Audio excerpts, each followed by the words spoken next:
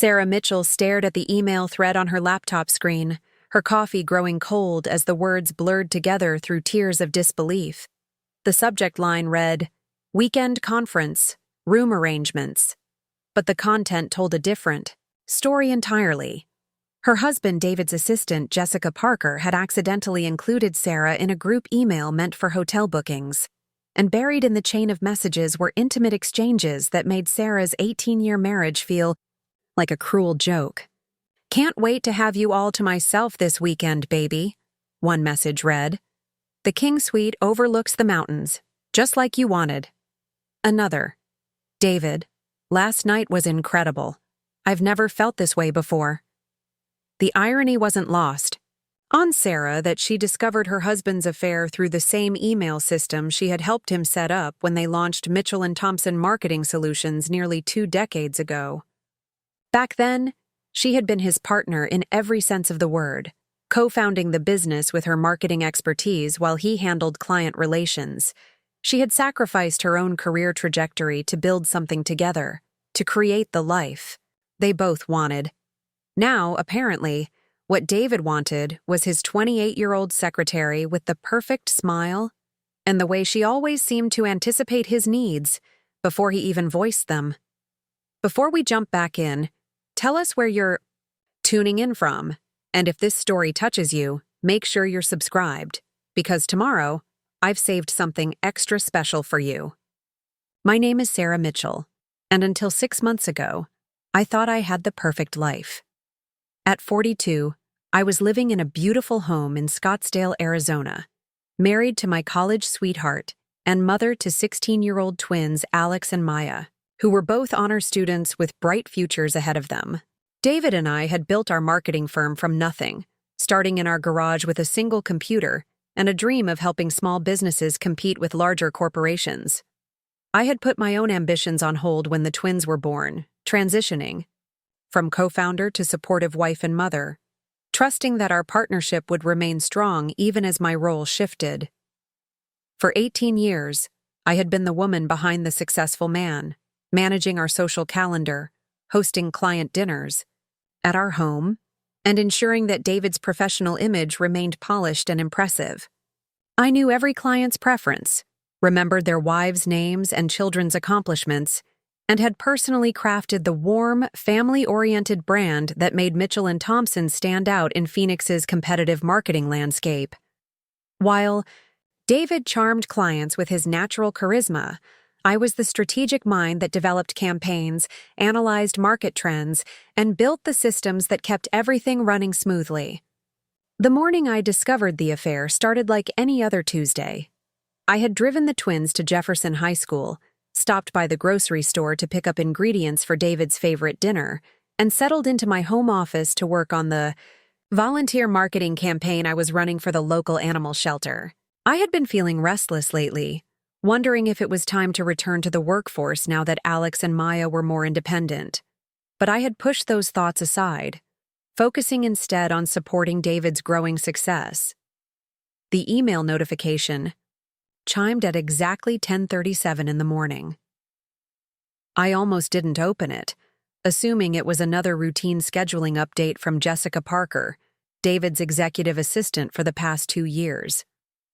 Jessica had always been efficient and professional in our limited interactions, though something about her perpetually bright demeanor and the way she seemed to hang on David's every word during company events had occasionally struck me as odd.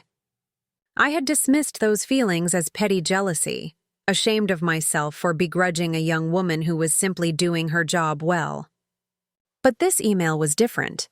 The automatic signature indicated it had been sent from Jessica's personal Gmail account, rather than the company system, and the recipient list included not just David, but several other email addresses I didn't recognize. As I scrolled through the message thread, my world began to crumble with each increasingly intimate exchange. The conversation spanned 3 months, starting with seemingly innocent work-related discussions that gradually evolved into something far more personal. "David, I stayed late to finish the Morrison proposal. Your dedication to excellence inspires me every day," had somehow transformed into, I can't concentrate on anything when you're in the office. Last night changed everything for me. The progression was methodical, calculated, and devastating in its clarity. What hurt most wasn't just the betrayal itself, but the realization that Jessica had been studying me, learning my patterns and preferences through careful observation. She knew that I always attended the twins' soccer games on Thursday evenings, that I volunteered at the animal shelter on Saturday mornings, and that I spent Sunday afternoons visiting my elderly mother at her assisted living facility. The affair had been strategically planned around my schedule, conducted in the spaces I had unknowingly left empty. The hotel receipts attached to several emails painted a clear picture of weekend getaways disguised as business conferences. The Fairmont Scottsdale Princess, the Four Seasons in Sedona, the luxury resort in Tucson where David had claimed he was attending a digital marketing summit. I remembered each of these weekends clearly because I had encouraged him to go, had packed his bags and wished him success, proud of his dedication to growing our business. The irony was suffocating. My hands shook as I printed every email, every receipt, every piece of evidence that documented the systematic destruction of my marriage. The woman I had trusted to manage my husband's professional life had been managing far more than his calendar, and apparently doing so with the kind of efficiency that had once impressed me. Jessica Parker wasn't just David's secretary. She had become his partner in a way that erased 18 years of my own partnership and sacrifice. The house felt impossibly quiet as I sat surrounded by the printed evidence of my husband's betrayal. The same home office where I had spent countless hours building marketing strategies for our business had become the place where I discovered it was all a lie.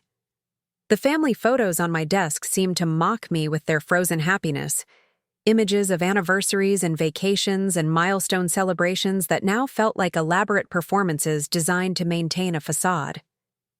I found myself thinking about all the signs I had missed or chosen to ignore. David's sudden interest in updating his wardrobe, his new gym membership and dedication to fitness, the way he had started working later and later while claiming the business was expanding.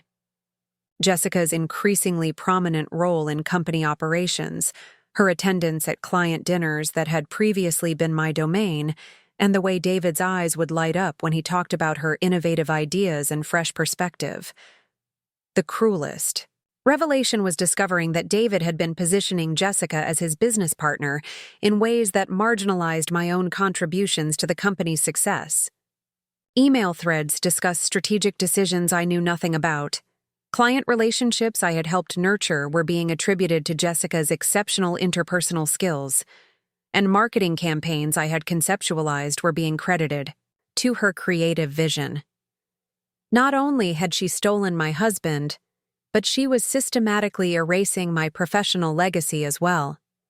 As I sat in my home office, surrounded by 18 years of memories and accomplishments that now felt hollow, I realized that this betrayal was about more than just infidelity.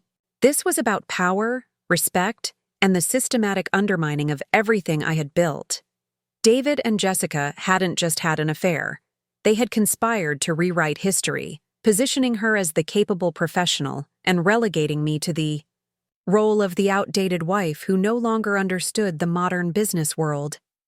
The devastating emails revealed conversations about my perceived limitations and shortcomings. Sarah's marketing approach is so traditional, Jessica had written in one particularly cutting exchange. She doesn't understand social media or digital engagement the way our clients need. I think it's time for fresh perspectives. David's response had been equally brutal. You're absolutely right. Sarah's been out of the game too long. She means, well, but the business world has evolved beyond her capabilities. Reading those words felt like being slapped awake from a dream I hadn't realized I was living. The woman who had co-founded the business, who had built the client relationships that formed its foundation, who had sacrificed her own career advancement to support David's ambitions, was being dismissed as irrelevant by her own husband and his secretary. The casual cruelty of their assessment was perhaps more painful than the physical betrayal itself. But as I sat there, drowning in the evidence of their deception, something unexpected began to stir within me. Beneath the devastation and humiliation, a familiar feeling was awakening. It was the same determination that had driven me to co-found a successful business, the same strategic thinking that had built marketing campaigns from nothing, the same resilience that had carried me through the challenges of building a life and family from scratch. David and Jessica had made a critical error in their calculation. They had assumed that my years as a supportive wife and mother had somehow diminished my capabilities, that my choice to prioritize family over career advancement had made me weak or irrelevant. They had mistaken my loyalty for naivety, my dedication for dependence, and my trust for stupidity. As I carefully filed away each piece of evidence, organizing it with the same methodical attention to detail that had once made me an exceptional marketing strategist, I began to see the situation differently. This wasn't just a personal betrayal. It was a hostile takeover attempt that had failed to account for one crucial factor. I wasn't just David's wife or the mother of his children. I was Sarah Mitchell, co-founder of Mitchell Thompson Marketing Solutions, and I still owned 50% of everything they thought they had claimed for themselves. The tears that had blurred my vision earlier were replaced by a clarity I hadn't felt in years. David and Jessica had underestimated me in ways that would prove to be their downfall. They had assumed that discovering their affair would destroy me, that I would quietly accept whatever arrangement they had planned for our divorce and business dissolution. They had counted on my desire to avoid conflict, my protective instincts toward our children, and my reluctance to create public scandal. But they had forgotten something important about the woman who had helped build their success from nothing. I didn't just know how to create compelling marketing campaigns, I understood human psychology, strategic planning, and long-term positioning, in ways that went far beyond their amateur attempts at deception.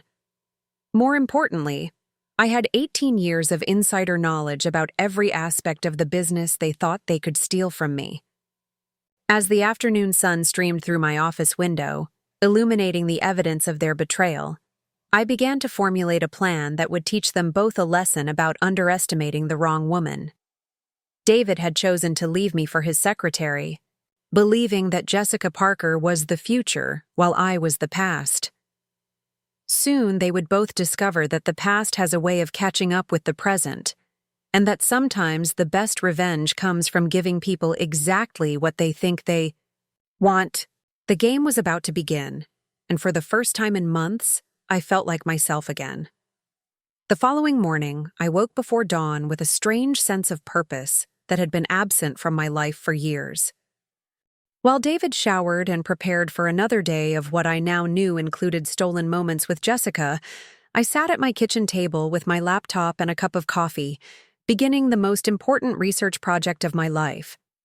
The woman who had once built comprehensive market analyses for Fortune 500 companies was now turning those same skills toward understanding exactly what I was dealing with. Jessica Parker's social media presence told a story of calculated ambition wrapped in millennial authenticity. Her LinkedIn profile boasted about her rapid advancement at Mitchell Thompson, crediting her success to innovative thinking and collaborative leadership. The irony wasn't lost on me that the collaboration she was most proud of was destroying my marriage. Her Instagram account was a carefully curated collection of motivational quotes, workout selfies, and professional achievements, each post designed to project an image of the modern career woman who had it all figured out. But it was her Facebook profile that revealed the most damaging information. Hidden behind privacy settings that she apparently assumed would protect her, Jessica had been documenting her relationship with David in ways that made my stomach turn. Photos from their secret weekend getaways were tagged with locations that matched the business conferences David had claimed to attend. Intimate dinner dates were disguised as client meetings, complete with Jessica's commentary about how grateful she was to work for such an inspiring leader who truly understood her potential. The most devastating discovery was a post from 3 weeks earlier, a photo of Jessica wearing a necklace I had never seen before. The caption read, When someone sees your worth and invests in your future, it changes everything about how you see yourself. Some people are just meant to lift each other up. The comments from her friends were telling. "Finally dating someone who appreciates you," one wrote. Another added, "About time you found a real man who knows quality when he sees it." David had been buying her jewelry while telling me we needed to be more careful with our spending because business was unpredictable. He had suggested we postpone the kitchen renovation I had been planning for 2 years, claiming that cash flow was tight and we should wait until the company's financial position was more stable. Meanwhile, he was apparently investing in Jessica's future in ways that went far beyond her salary. I spent the entire day diving deeper into their digital footprints, cross-referencing dates and locations, building a timeline that revealed the scope of their deception. My background in data analysis served me well as I documented every discrepancy, every lie, every stolen moment that had been taken from my family. By evening, I had constructed a comprehensive picture of two people who had not only betrayed my trust, but had systematically planned to replace me in every aspect of David's life. The twins arrived home from soccer practice full of energy and teenage drama, completely unaware that their world was about to implode. Alex complained about his chemistry teacher's impossible standards, while Maya excitedly described her plans for junior prom. Watching them navigate their normal teenage concerns while harboring the knowledge that would shatter their sense of security was perhaps the cruelest aspect of the entire situation. David came home an hour later than usual, claiming that he and Jessica had stayed late to finalize a proposal for a major client. The casual way he lied to my face while our children sat at the same dinner table was breathtaking in its audacity. He kissed my forehead with the same affection he had shown for years, asked about my day with apparent genuine interest, and helped Maya with her calculus homework as though he hadn't spent the afternoon planning his future with another woman. That night, as David slept peacefully beside me, I lay awake staring at the ceiling and processing the full magnitude of what I was facing. This wasn't a midlife crisis or a momentary lapse in judgment. The evidence suggested a systematic campaign to replace me that had been months in the planning. David and Jessica hadn't just fallen into an affair. They had architected a complete life transition that would position her as his new partner while discarding me as an outdated obstacle to their shared ambitions. The financial implications were staggering as I began to understand how they had structured their plans. Jessica's recent promotion to senior executive assistant had come with a significant salary increase and expanded responsibilities that essentially made her David's business partner in everything but title. Meanwhile, my own involvement in company decisions had been gradually minimized, with David explaining that he didn't want to burden me with boring operational details now that the business was running so smoothly. I realized that I had been systematically excluded from my own company over the past year. Client meetings that I had once attended were now handled exclusively by David and Jessica. Financial decisions that had previously required my input were being made without my knowledge. Strategic planning sessions that had been the foundation of our business partnership were happening in private conversations between David and his new collaborator. The next few days passed in a surreal haze of normal family activities punctuated by devastating discoveries. I maintained my regular routine, driving the twins to school, volunteering at the animal shelter, attending my book club meeting, all while conducting a forensic investigation into the dismantling of my life. Each evening, David would return home with stories about his day that I now knew were elaborate fabrications designed to hide his double life. My friend Emma Rodriguez noticed my distraction during our weekly coffee meeting at the Daily Grind, our favorite local spot where we had been meeting for years to discuss everything from parenting challenges to career frustrations. Preparing and narrating this story took us a lot of time, so if you are enjoying it, subscribe to our channel. It means a lot to us. Now back to the story. Emma worked as a human resources director for a large Phoenix corporation and had always been my voice of reason during difficult times. When she pressed me about my obvious distress, I found myself breaking down completely, unable to maintain the facade of normalcy any longer. Emma listened without judgment as I explained the situation, her expression growing increasingly grim as I detailed the evidence I had uncovered.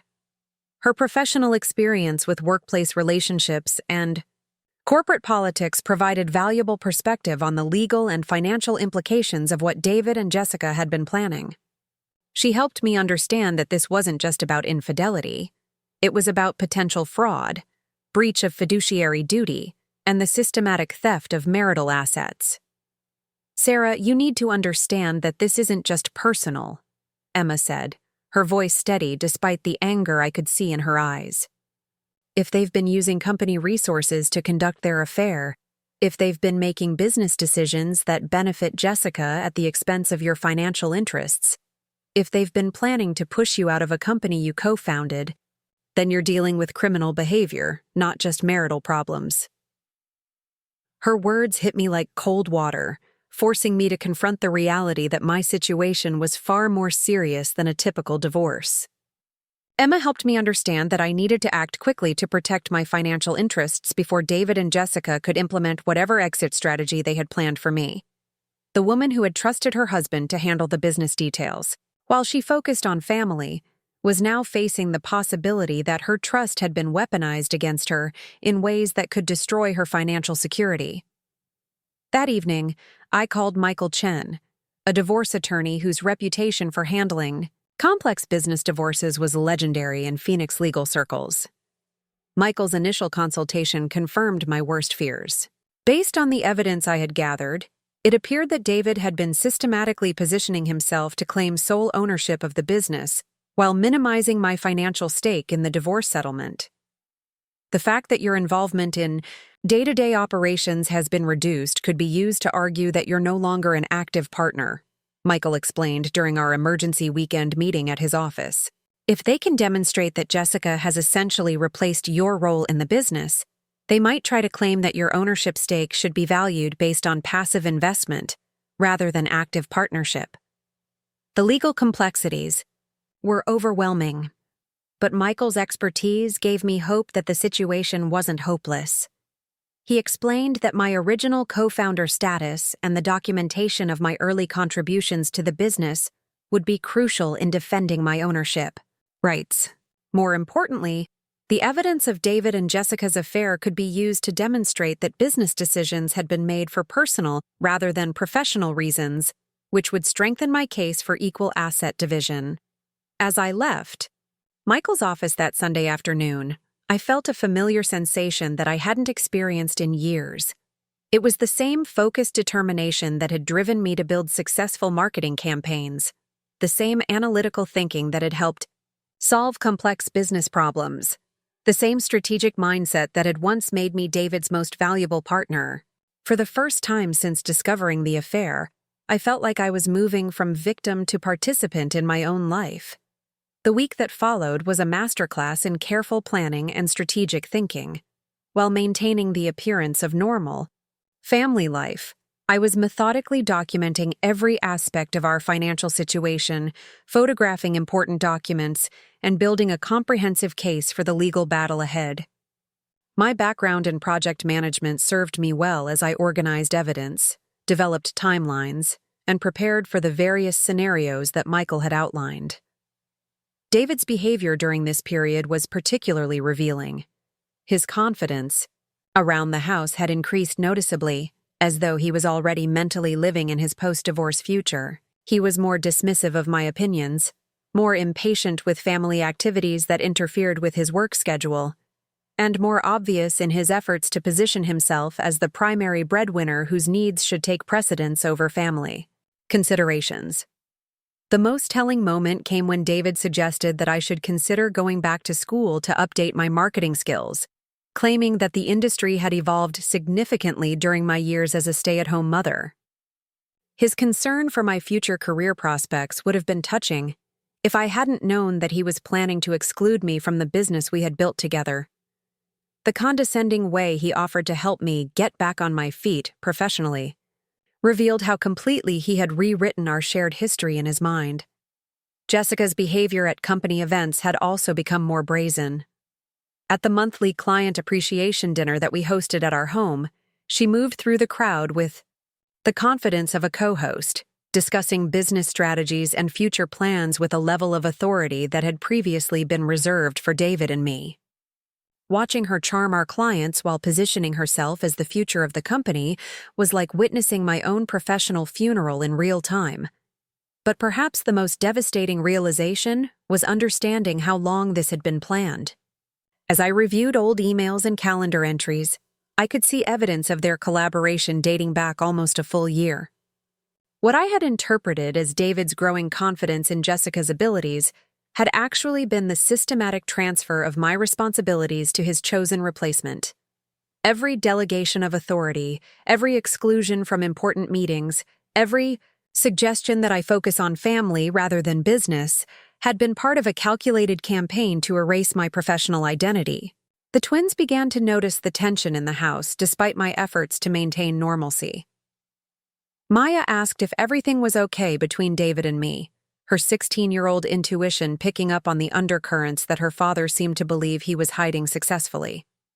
Alex became more withdrawn, spending increasing amounts of time in his room rather than engaging in family activities that had become strained and artificial.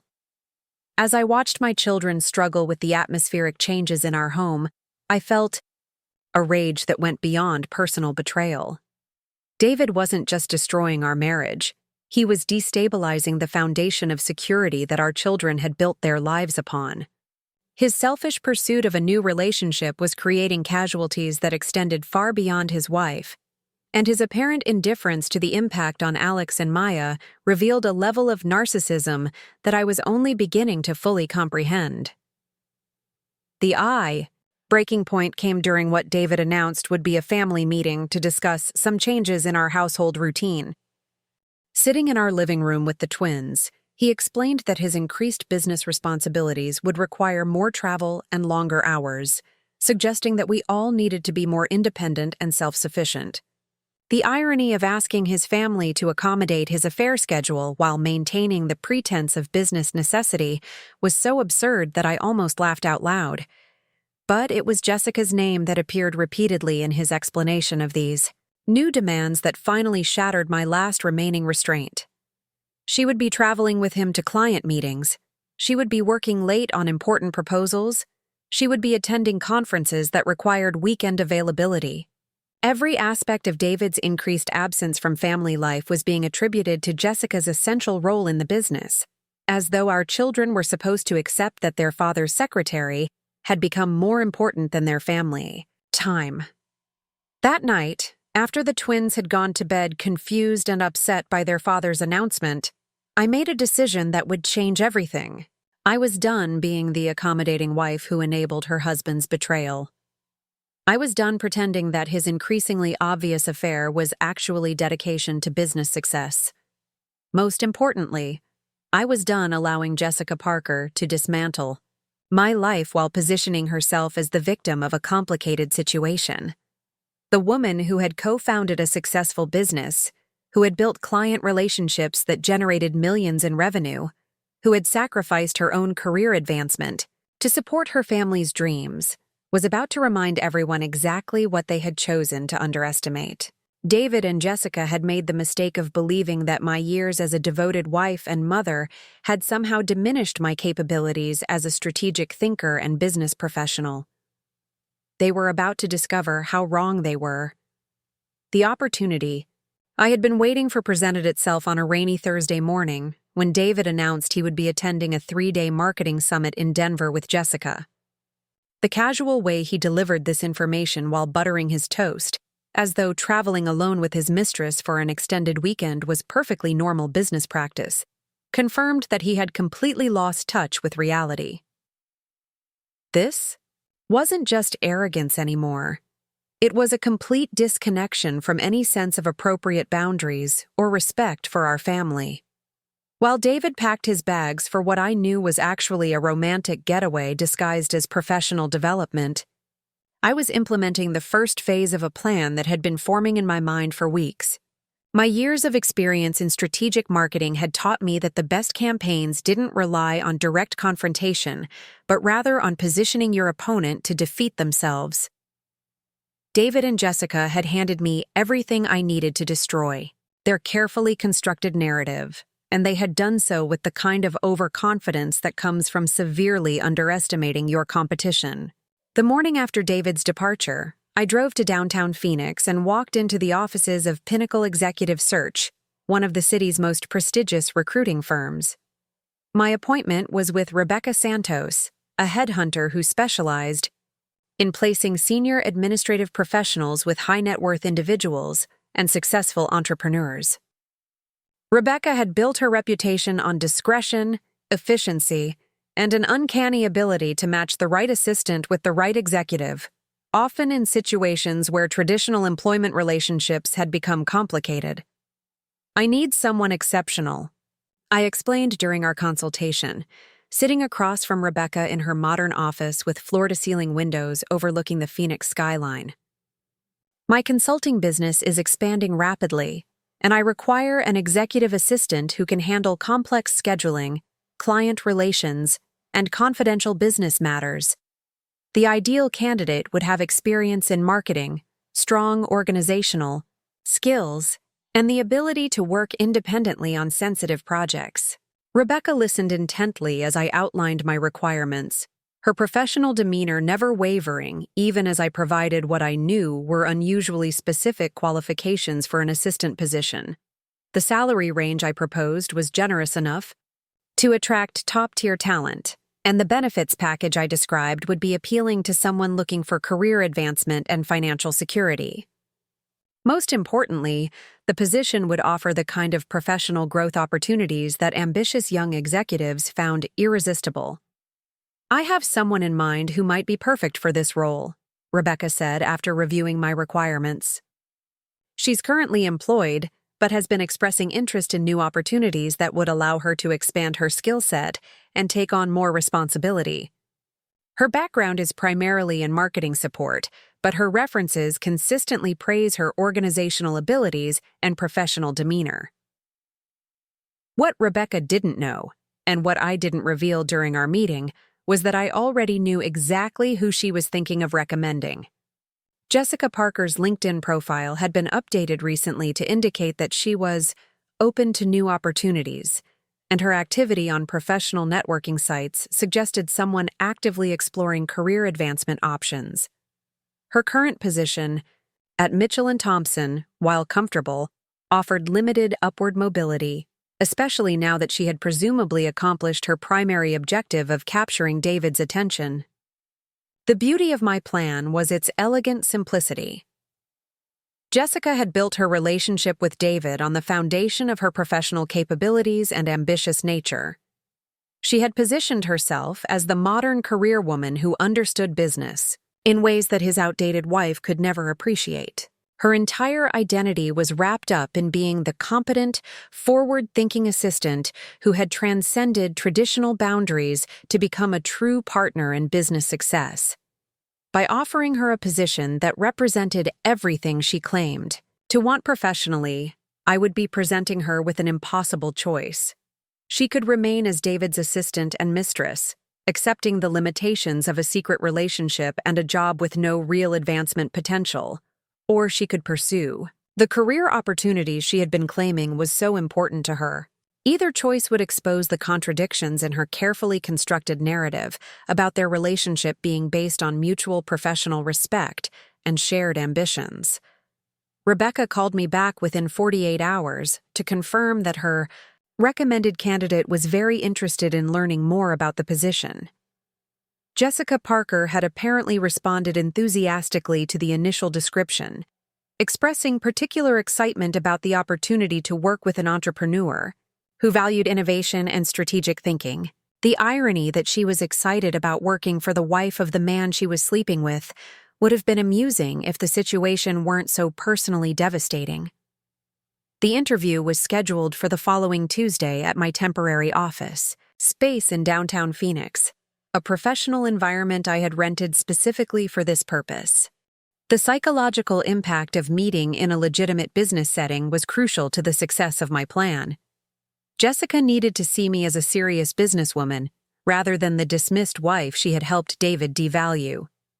Every detail of our interaction would be designed to challenge her assumptions about who I was and what I was capable of accomplishing. I spent the weekend preparing for what I knew would be the most important performance of my life.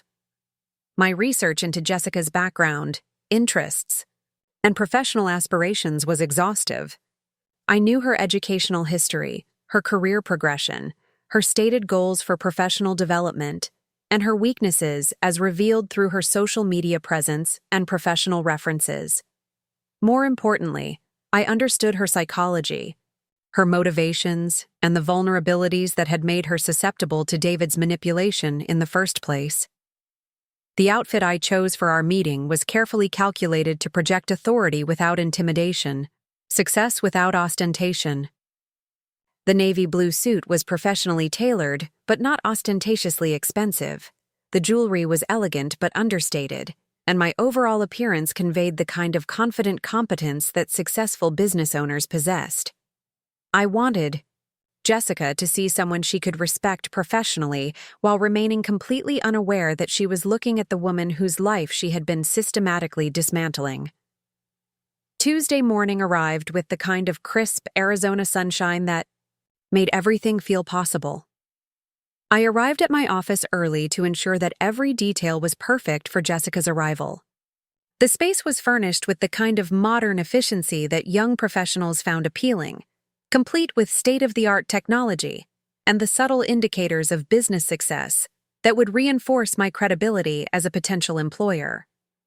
Jessica Parker walked into my office at exactly 10 o'clock, and I had to admire her professional presentation despite everything I knew about her character. She was impeccably dressed, punctual, and carried herself with the kind of confidence that came from knowing she was good at her job. Her smile was warm but professional, her handshake firm, and her initial responses to my questions demonstrated the kind of competence that had probably attracted David's attention before their relationship became personal. "Tell me about your current role and what you're looking for in terms of career advancement," I began, settling back in my chair with the kind of casual authority that came naturally after years of conducting business meetings. Jessica's response was polished and well-rehearsed, hitting all the right notes about professional growth, challenging opportunities, and the desire to work with innovative leaders who valued fresh perspectives. As she spoke about her aspirations and qualifications, I found myself studying the woman who had seduced my husband with a mixture of fascination and revulsion. She was undeniably attractive, but more than that, she possessed the kind of ambitious energy that men like David found intoxicating. Her enthusiasm for her work seemed genuine, and her intelligence was evident in the way she articulated her thoughts about business strategy and professional development. But there was something calculating in her manner, a quality that suggested she was always evaluating situations for personal advantage. The way she subtly probed for information about my business, my financial situation, and my connections in the Phoenix business community revealed someone who was accustomed to gathering intelligence for strategic purposes. It was exactly the same behavior she had undoubtedly used to identify David as a target worth pursuing. "Your background in marketing is impressive," I said, reviewing the resume she had provided. "I'm particularly interested in your experience managing complex client relationships and coordinating sensitive business matters. Can you give me an example of a situation where you had to handle confidential information that required discretion and strategic thinking?" Jessica's answer was revealing in ways she probably didn't intend. She described a situation involving a client acquisition that required careful timing and confidential negotiations, but the way she positioned herself as the key strategist, rather than the supporting assistant, suggested someone who was comfortable taking credit for collaborative successes. It was the same pattern of behavior that had allowed her to gradually assume responsibilities that had once been mine at Mitchell and Thompson. The interview continued for over an hour, with Jessica demonstrating exactly the kind of competence and ambition that had made her attractive to David. She asked intelligent questions about the scope of the position, the growth potential of my consulting business, and the kinds of clients she would be working with. Her interest seemed genuine, and her enthusiasm for the opportunity was evident in the way she leaned forward when discussing particular aspects of the role. "I have to ask," Jessica said near the end of our meeting, "what made you decide to start your own consulting business? It takes tremendous courage to leave the security of traditional employment and build something from scratch." The question was perfect, providing me with the opening I had been waiting for throughout our entire conversation. "Actually, I'm not new to entrepreneurship," I replied with a slight smile. "I co-founded a marketing firm with my business partner nearly 20 years ago. We built it from nothing into one of Phoenix's most successful agencies, but I stepped back from daily operations when my children were younger. Now that they're more independent, I'm ready to return to the business world and apply everything I learned from that experience." I watched Jessica's expression carefully as I continued, noting the way her professional composure wavered slightly when I mentioned my background in marketing. "The firm is Mitchell Thompson Marketing Solutions. Perhaps you've heard of it? It's become quite well known in the Phoenix business community over the past few years." The color drained from Jessica's face as the implications of my statement registered. Her carefully maintained professional demeanor cracked for just a moment, revealing the shock and confusion underneath. She had walked into what she thought was a routine job interview only to discover that she was sitting across from the wife of the man she was having an affair with, and worse, the co-founder of the company where she was currently employed. "I think there's been some misunderstanding," Jessica said, her voice less steady than it had been moments before. "I work at Mitchell Thompson. David Mitchell is my boss." "Yes, I know," I replied calmly, maintaining the same professional tone I had used throughout our meeting. "David is my husband, and you're absolutely right that there's been a misunderstanding, though probably not the kind you're thinking of." The silence that followed was electric with tension as Jessica processed the full scope of her situation. She was trapped in a room with the woman whose marriage she had helped destroy, having just spent an hour enthusiastically interviewing for a job with someone she had been systematically betraying. The professional confidence that had characterized her demeanor throughout our meeting evaporated as she realized that her carefully constructed double life had just collided with reality in the most devastating way possible. "Mrs. Mitchell, I can explain," Jessica began, but I held up a hand to stop her. "Please, call me Sarah," I said with a smile that didn't reach my eyes. "And there's really no need to explain anything. I'm quite well informed about your situation with my husband. In fact, that's exactly why I'm here." Jessica's confusion was evident as she struggled to understand what was happening. The power dynamic in the room had shifted completely, and she was no longer the confident professional being courted by a potential employer. Instead, she was a young woman who had been caught in an affair by the wife she had assumed was too naive and irrelevant to pose any threat to her plans. "The position I described is entirely legitimate," I continued, enjoying the way Jessica's assumptions were crumbling with each word. "My consulting business is real, the salary and benefits are exactly as I stated, and the growth opportunities are genuine. What I didn't mention is that accepting this position would require you to leave your current job at Mitchell Thompson immediately." The full brilliance of my strategy was beginning to dawn on Jessica as she realized what I was proposing. By offering her everything she claimed to want professionally, I was forcing her to choose between her career ambitions and her relationship with David. If she truly believed that their affair was based on mutual professional respect and shared goals, then this opportunity should be exactly what she had been working toward. "I don't understand what you want from me," Jessica said, her voice barely above a whisper. "I want to give you exactly what you've been telling David you deserve," I replied. "A chance to prove yourself as a business professional, independence from situations that might compromise your professional reputation, and the opportunity to build a career based on your own merits rather than your personal relationships." The choice I was presenting was elegant in its cruelty. Jessica could accept the position and prove that her relationship with David was truly about professional growth and personal ambition, or she could decline and reveal that her primary motivation was the security and status that came from being David's mistress. Either way, the carefully constructed narrative about their relationship being based on mutual respect and shared professional goals would be exposed as a convenient fiction. "What if I choose to stay at Mitchell and Thompson?" Jessica asked, finally finding her voice again. "That's entirely your decision," I said with a shrug. "Though I should mention that your current employment situation is about to become significantly more complicated. You see, I'm not just David's wife. I'm also a 50% owner of the company where you work, and I've recently become aware of some concerning irregularities in how business resources have been allocated." The implication was clear without being explicitly threatening.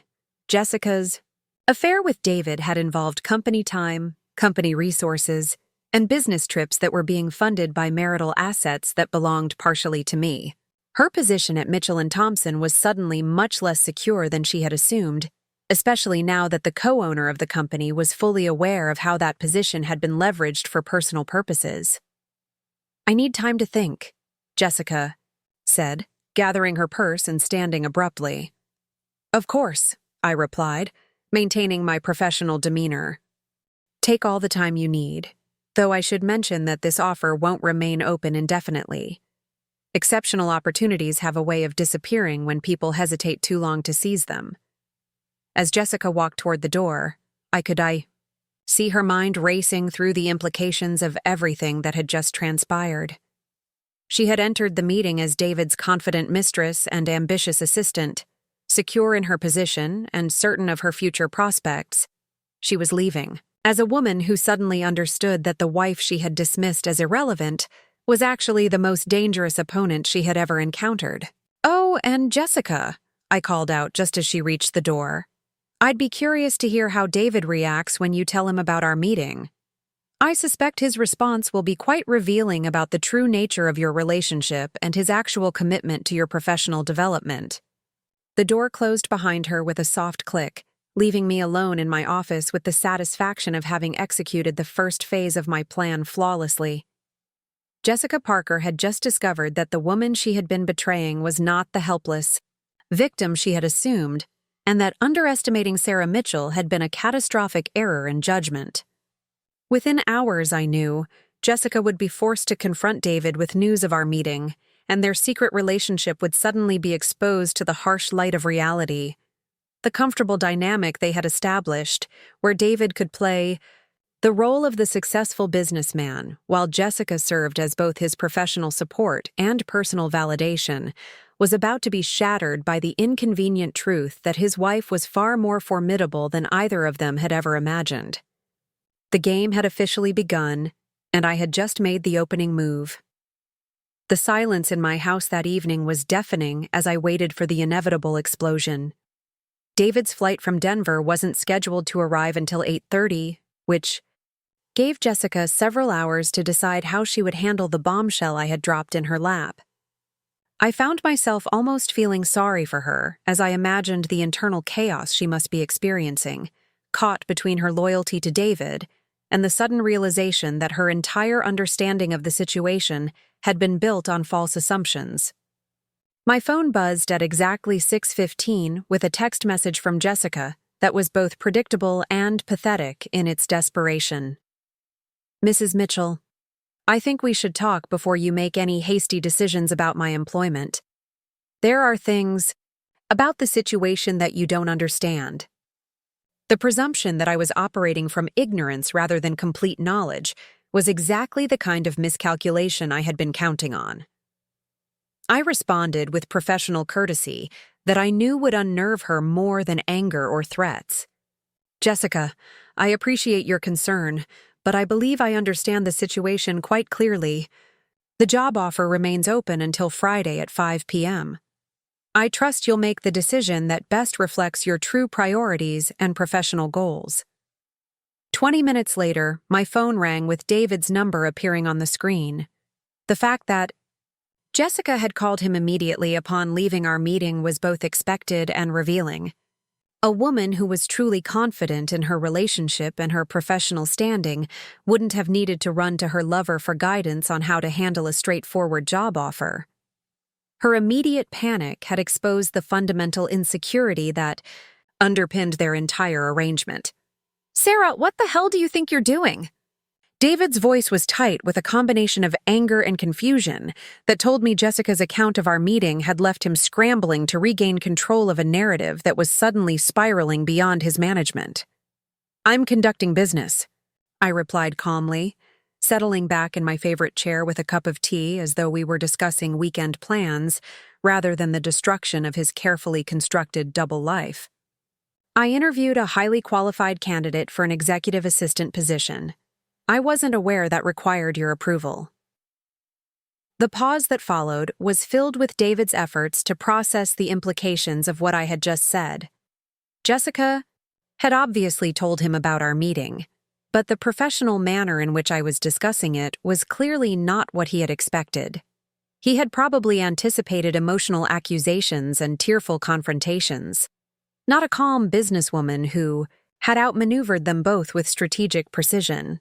"You know exactly what you're doing," David said, his voice rising with the kind of frustrated anger that comes from realizing you've been outplayed. "This is about Jessica and me, not about your consulting business." "Actually, David, this is entirely about my consulting business," I corrected him with the patience of someone explaining basic concepts to a slow student. "I need an assistant. Jessica is qualified and apparently looking for new opportunities, and I'm prepared to offer her a position that represents significant career advancement. I fail to see how your personal feelings about my hiring decisions are relevant to this situation." The beauty of my position was its unassailable logic.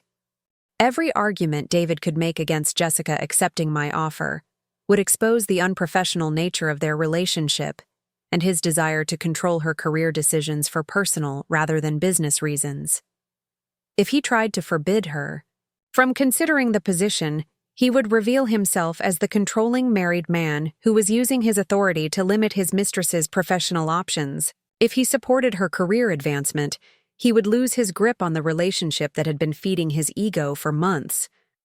"Sarah, we need to talk when I get home," David said, his voice now carrying a note of uncertainty that I hadn't heard in years. "This conversation isn't over." "I'm looking forward to it," I replied honestly. "I think it's time we had a completely honest discussion about a lot of things."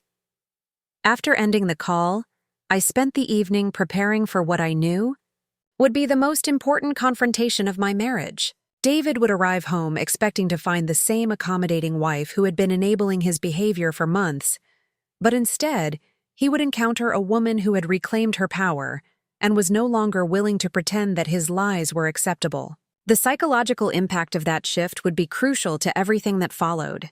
The twins were spending the night at friends' houses, a fortunate coincidence that would allow David and me to have the kind of conversation that had been avoided for far too long.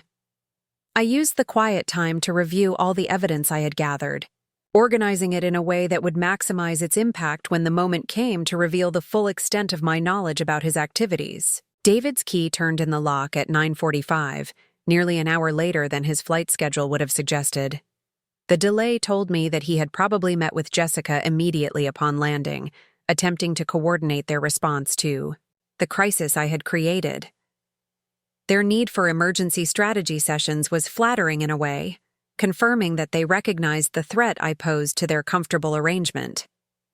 "Sarah, we need to talk," David said as he walked into the living room where I was waiting with a glass of wine and a folder of documents that represented months of careful investigation. "Yes, we certainly do," I agreed, gesturing for him to take a seat across from me. The formal way I had arranged the furniture was intentional, creating the atmosphere of a business meeting rather than a marital discussion. David needed to understand that this conversation would be conducted on my terms, not his. "What you did today was completely inappropriate," David began, his tone carrying the kind of righteous indignation that men often employed when their authority was challenged. "Jessica is my employee, and you had no right to interfere with her career or try to manipulate her with some fake job offer." "The job offer is entirely legitimate," I replied, opening the folder and removing the business registration documents for my consulting firm. "I filed the paperwork 3 weeks ago. I've rented office space, and I have 2 clients already committed to 6-month contracts.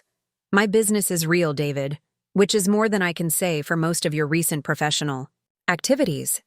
The documentation I presented was thorough and professional, designed to demonstrate that my consulting business was a serious venture rather than an elaborate scheme to interfere with his personal life. David's assumption that I was incapable of launching a successful business without his guidance was about to be shattered, along with every other misconception he had developed about my capabilities. "That's not the point," David said, though his voice carried less conviction than it had moments before. "You interviewed Jessica knowing about our relationship. That's vindictive and manipulative." "Your relationship," I repeated, savoring the way those words hung in the air between us. "Are you ready to have an honest conversation about your relationship with Jessica, David? Because I've been ready for that discussion for quite some time." The moment of truth had arrived, and I could see David's facade beginning to crumble as he realized that his secret was no longer secret. The comfortable dynamic where he could maintain his double life while keeping me ignorant and compliant was about to be destroyed by the simple act of acknowledging reality. "I don't know what you think you know," David said, but his defensive tone revealed that he knew exactly what I had discovered. I reached into my folder and removed a selection of the most damaging evidence I had collected over the past month. Hotel receipts, email printouts, credit card statements, and social media screenshots formed a comprehensive documentation of their affair that was impossible to deny or explain away. Each piece of evidence was organized chronologically, creating a timeline that revealed the systematic nature of their deception. "I know about the Fairmont Scottsdale princess," I said calmly, placing the first hotel receipt on the coffee table between us. "The weekend you claimed you were attending the digital marketing conference that was actually held in San Diego." David's face went pale as he recognized the receipt, but I continued without waiting for his response. "I know about the jewelry. You bought Jessica while telling me we couldn't afford to renovate our kitchen. I know about the business expenses you've been charging to the company for your personal romantic getaways. I know about the client dinners that were actually date nights, and I know about the strategic planning sessions that were conducted in hotel rooms rather than conference facilities." Uckers, with each revelation, I placed another piece of evidence on the table, watching David's composure disintegrate as he confronted the comprehensive nature of my investigation. The man who had assumed his wife was too trusting and naive to uncover. His deception was discovering that I had been building a case against him with the same methodical attention to detail that had once made our business successful. "Most importantly," I continued, "I know about the plans you and Jessica have been making to restructure the business in ways that would minimize my ownership stake and position her as your new partner." The email conversations about my supposed professional limitations were particularly enlightening. The final batch of evidence included the most damaging communications between David and Jessica, including their discussions about my perceived obsolescence and their strategies for reducing my role in the company I had helped build. Watching David read his own words, seeing his cruel assessments of my capabilities and Jessica's eager agreement with his dismissive attitude toward my contributions, was perhaps the most satisfying moment of the entire confrontation. "Sarah, I can explain," David began, but his voice carried no conviction. "Actually, you can't," I replied, gathering the evidence back into my folder with business-like efficiency. "There's no explanation that makes any of this acceptable, and I'm not interested in hearing you try to rationalize 18 years of marriage being thrown away for a woman who sees you as a stepping stone to her own career advancement." The accuracy of that assessment hit David like a physical blow. His relationship with Jessica had been built on mutual ego gratification and professional convenience, but he had convinced himself that it represented something deeper and more meaningful than his marriage. The suggestion that Jessica might be using him for her own purposes had probably never occurred to a man whose sense of self-worth depended on being perceived as irresistible and professionally indispensable. "That's not what this is about," David protested, but even he seemed to doubt his own words. "Isn't it?" I asked, leaning forward with the kind of focused intensity that had once made me formidable in business negotiations. Let's examine Jessica's behavior today. When presented with a legitimate opportunity for career advancement, independent success, and professional growth, did she immediately accept the chance to build something of her own? Or did she run straight to you for guidance on how to handle a situation that threatened the comfortable arrangement you've both been enjoying? The psychological insight was devastating because it was completely accurate. Jessica's immediate panic upon discovering my identity had revealed that her primary concern wasn't her career advancement, but rather the security she derived from her relationship with David. A truly ambitious woman would have been intrigued by the opportunity I had presented, but instead Jessica had reacted like someone whose position depended entirely on maintaining her current circumstances. "You're trying to destroy what Jessica and I have built together," David said, but his words lacked the passion that might have made them convincing.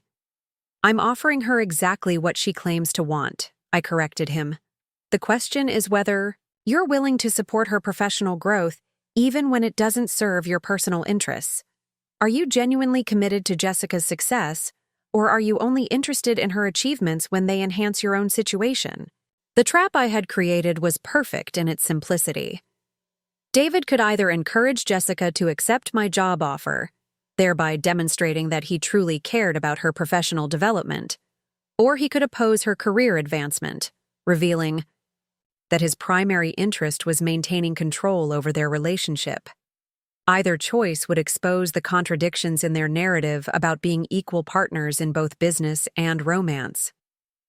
"This is manipulation," David said, but his voice carried a note of defeat that suggested he understood how comprehensively he had been outmaneuvered. "This is business," I replied with a smile that contained no warmth. "Something you apparently forgot when you decided to confuse professional relationships with personal gratification. The difference between us, David, is that I've never stopped understanding the distinction between what I want and what I'm willing to sacrifice to get it." The conversation that followed revealed the full extent of David's self-deception about his situation. He had convinced himself that his affair with Jessica represented some kind of professional and personal evolution, a natural progression from an outdated marriage to a more dynamic partnership. The reality that his wife was more strategically sophisticated than his mistress, more professionally capable than he had assumed, and more willing to fight for what belonged to her than he had ever imagined, was shattering his carefully constructed fantasy about his new life. "What do you want from me?" David asked finally, the question carrying a tone of surrender that told me he was beginning to understand the gravity of his situation. "I want you to be honest with yourself about what you've done and what it's going to cost you," I replied. "I want you to understand that the woman you've been underestimating for months is actually the most dangerous opponent you've ever faced. And I want you to realize that Jessica Parker is about to discover exactly what kind of man she's been sleeping with when the comfortable fantasy you've created together collides with the harsh reality of actual consequences." The ultimatum I presented was elegantly simple. David could continue his relationship with Jessica while facing the legal and financial consequences of his behavior, or he could attempt to salvage what remained of our marriage while accepting that the dynamic between us had permanently changed. What he couldn't do was maintain the status quo where he enjoyed the benefits of both relationships while avoiding accountability for his choices. "You're going to force Jessica to choose between her career and our relationship," David said, finally understanding the full scope of my strategy. "I'm going to give Jessica the opportunity to demonstrate what really matters to her," I corrected him. If your relationship is as meaningful and substantial as you both claim, then a temporary professional separation shouldn't threaten it. If she chooses career advancement over romantic security, then you'll know exactly what your affair was really worth to her. The genius of my approach was that it required no deception or manipulation on my part. I was offering Jessica a legitimate opportunity for professional growth and financial independence, the very things she claimed to value most highly. Her response to that offer would reveal whether her relationship with David was based on genuine emotion and mutual respect, or simply convenience and opportunism. As David sat in stunned silence, processing the implications of everything I had revealed and the impossible choices I was forcing him to confront, I felt a satisfaction deeper than any I had experienced in years. The woman who had been dismissed as an irrelevant obstacle to their shared ambitions had just demonstrated that she was actually the most formidable force in their carefully constructed drama. The confrontation that would determine the ultimate outcome of this situation was now inevitable, and for the first time since discovering their affair, I was certain that I held all the cards. The next morning brought a text from Jessica that was both expected and illuminating in its desperation. "Mrs. Mitchell, I've decided to accept your job offer. When would you like me to start?" The speed of her response told me everything I needed to know about the conversation she'd had with David after our confrontation. Clearly, his reaction to her dilemma had revealed exactly what kind of support she could expect from the man she'd been willing to destroy a marriage for.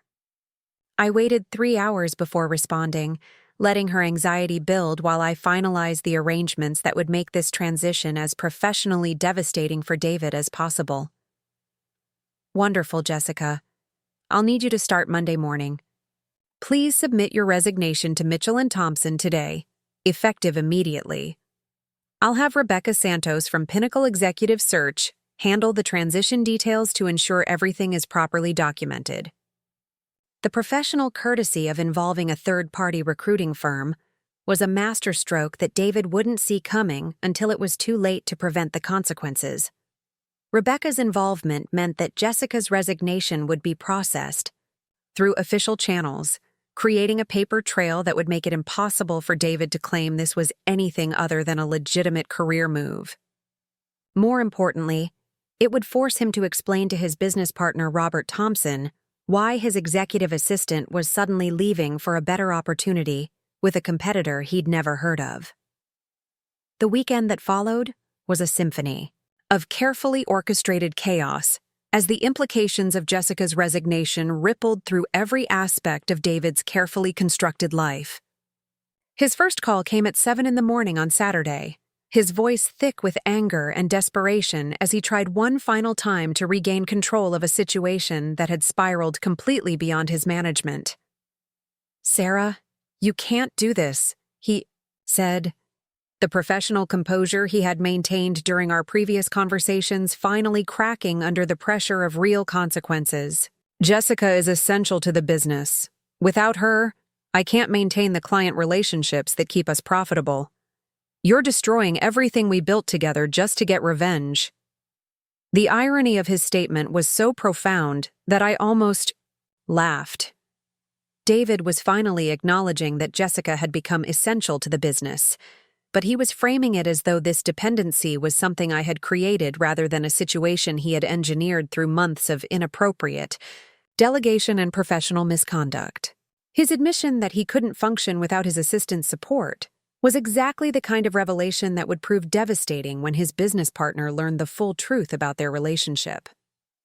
"I'm offering Jessica a career opportunity that represents significant advancement and independence," I replied with the same calm professionalism I had maintained throughout this entire process. "If you're genuinely concerned about her professional development, then you should be encouraging her to accept a position that allows her to build her own reputation rather than remaining dependent on workplace relationships." The silence that followed was filled with David's growing realization that every argument he could make against Jessica's career move would expose the unprofessional nature of their relationship and his desire to control her choices for personal rather than business reasons.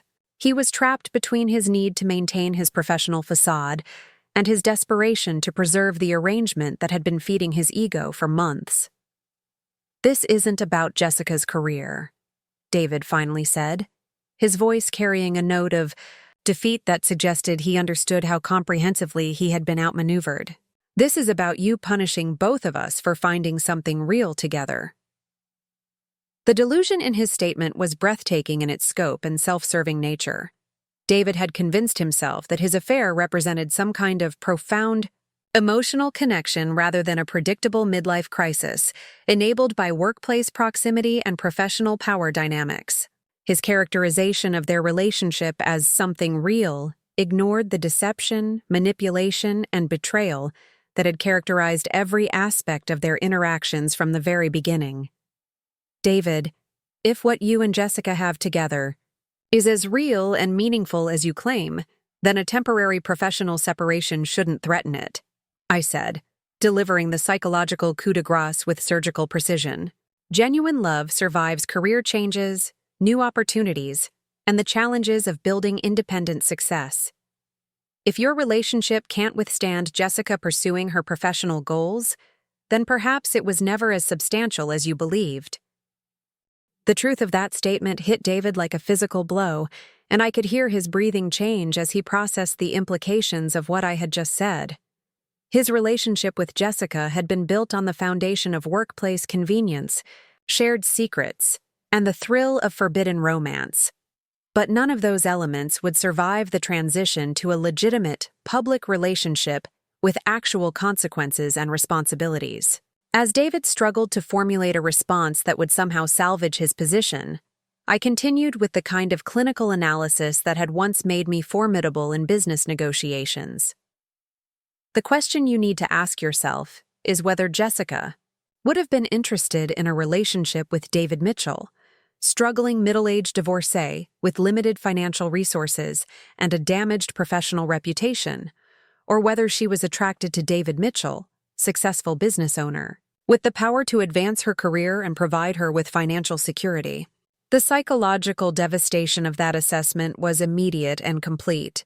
David had never considered that Jessica's interest in him might have been strategic rather than emotional, that her apparent admiration for his business acumen and professional success might have been calculated to achieve her own goals rather than genuine attraction to his personal qualities.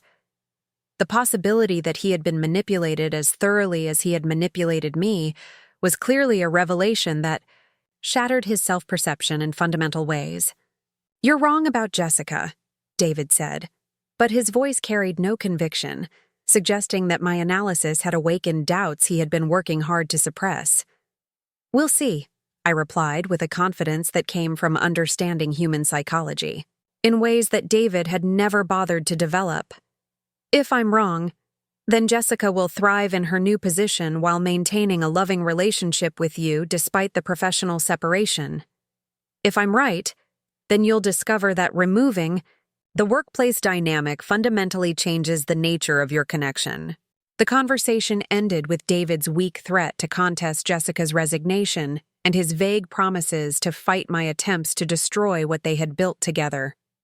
His inability to articulate a coherent strategy for addressing the situation revealed how completely unprepared he was for the kind of sophisticated opposition he was facing.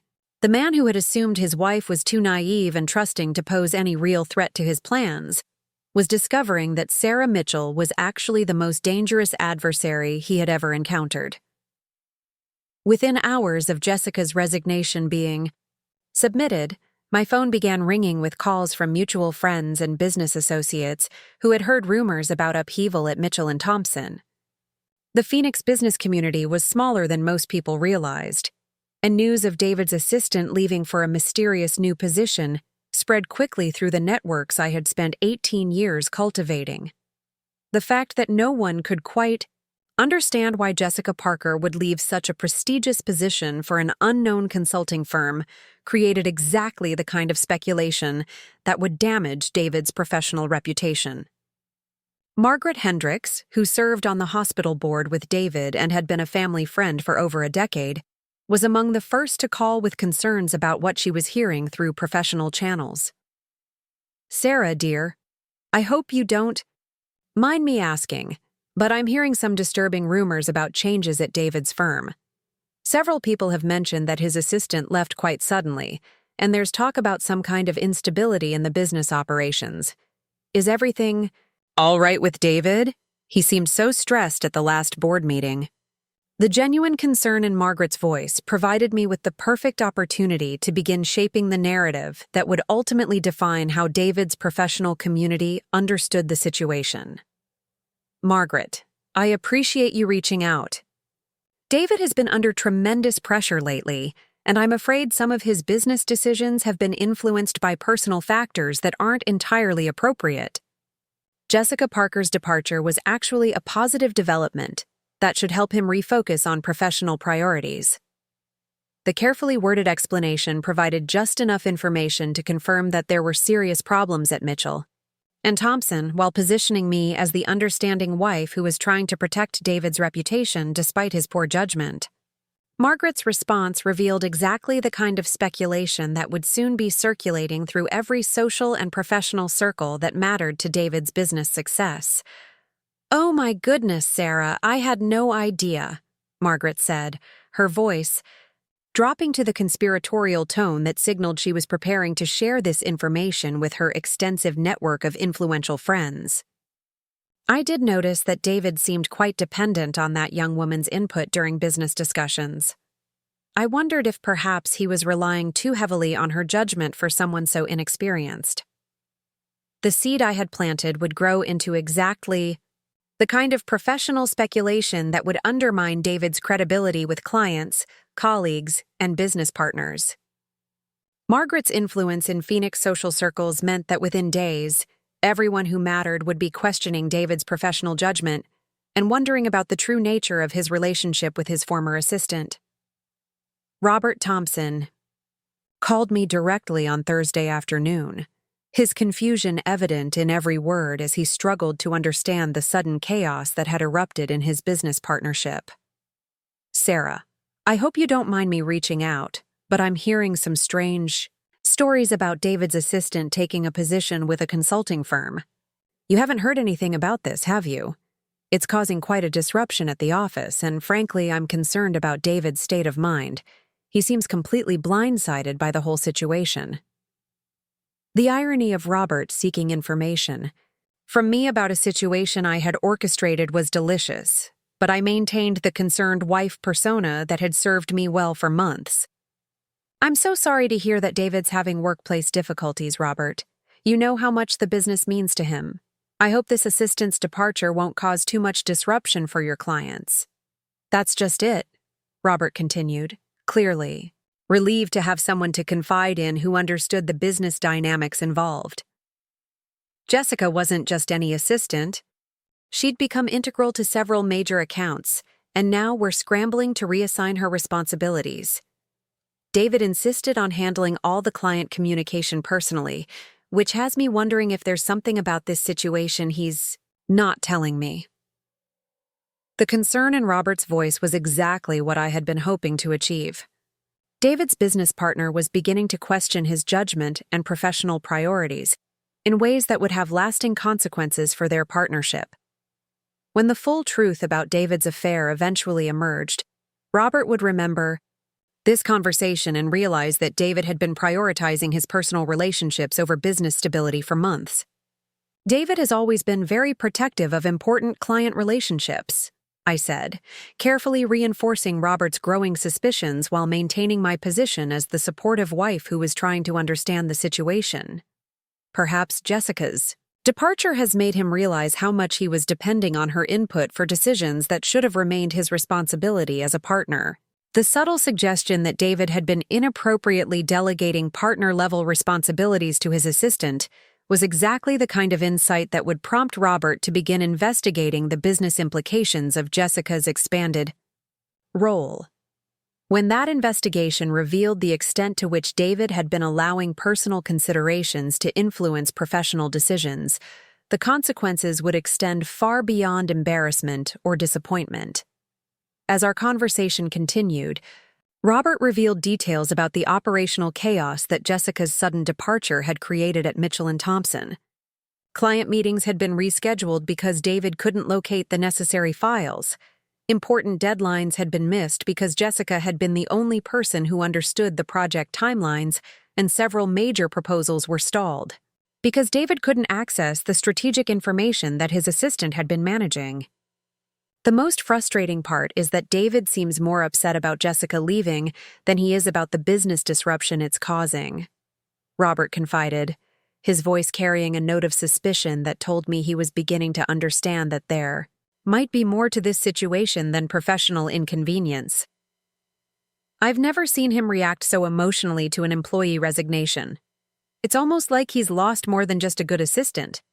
The opening I had been waiting for had finally presented itself, and I seized it with the kind of strategic timing that had once made me formidable in business negotiations. Robert, I think there's something you should know about the situation. With Jessica, David and I have been having some difficulties in our marriage, and I recently discovered that his relationship with Jessica extended beyond professional boundaries. The silence that followed was profound as Robert processed the implications of what I had just revealed. His business partner and friend had been conducting an affair with his assistant, using company resources to support his personal relationship, and making business decisions based on romantic rather than professional considerations. The professional consequences of this revelation would extend far beyond David's personal embarrassment. "My God, Sarah," Robert finally said, his voice heavy with shock, disappointment, and growing anger. "How long has this been going on? And why didn't you tell me sooner?" This explains so much about David's behavior over the past year, the way he's been delegating responsibilities and the strange decisions he's been making about resource allocation. "I wanted to handle the situation privately at first," I explained, maintaining the dignity of a wronged wife who had tried to protect everyone involved while building a comprehensive case for my strategic response. But when I realized that the affair was affecting business operations and that Jessica was being given responsibilities and authority that weren't appropriate for her position, I knew intervention was necessary. Offering her a position with my consulting firm removed her from the workplace dynamic while giving her the career opportunity she claimed to want. The brilliance of my explanation was its complete accuracy presented in a way that positioned me as the responsible party who had solved a difficult problem with minimal disruption to the business and maximum consideration for everyone involved. Robert's admiration for my handling of the situation was evident in his response, and I knew that David would soon face consequences from his business partner that went far beyond personal disappointment. "David's incredibly lucky to have you," Robert said with genuine respect and amazement. "I can't believe you've been dealing with this situation while still trying to protect the business and everyone involved. That takes a level of class and professionalism that's rare in situations like this. Most people would have exposed the affair publicly and let the professional consequences fall where they may." The conversation with Robert marked the beginning of the end for David's comfortable assumptions about his future and his ability to compartmentalize the different aspects of his life. Within days, his business partner was questioning every decision David had made over the past year, particularly those involving Jessica's expanding role and the allocation of company resources. The systematic review of business expenses, travel arrangements, and client relationship management revealed a pattern of behavior that went far beyond personal indiscretion into potential misuse of company assets. Jessica's first day working, for me, was a study in awkward professionalism as she struggled to navigate the complex dynamics of being employed by the wife of her former lover. She arrived at my downtown office precisely on time, impeccably dressed in a conservative business suit that suggested she understood the delicate nature of her new position, and determined to prove that she could separate her professional capabilities from the personal chaos she had helped create.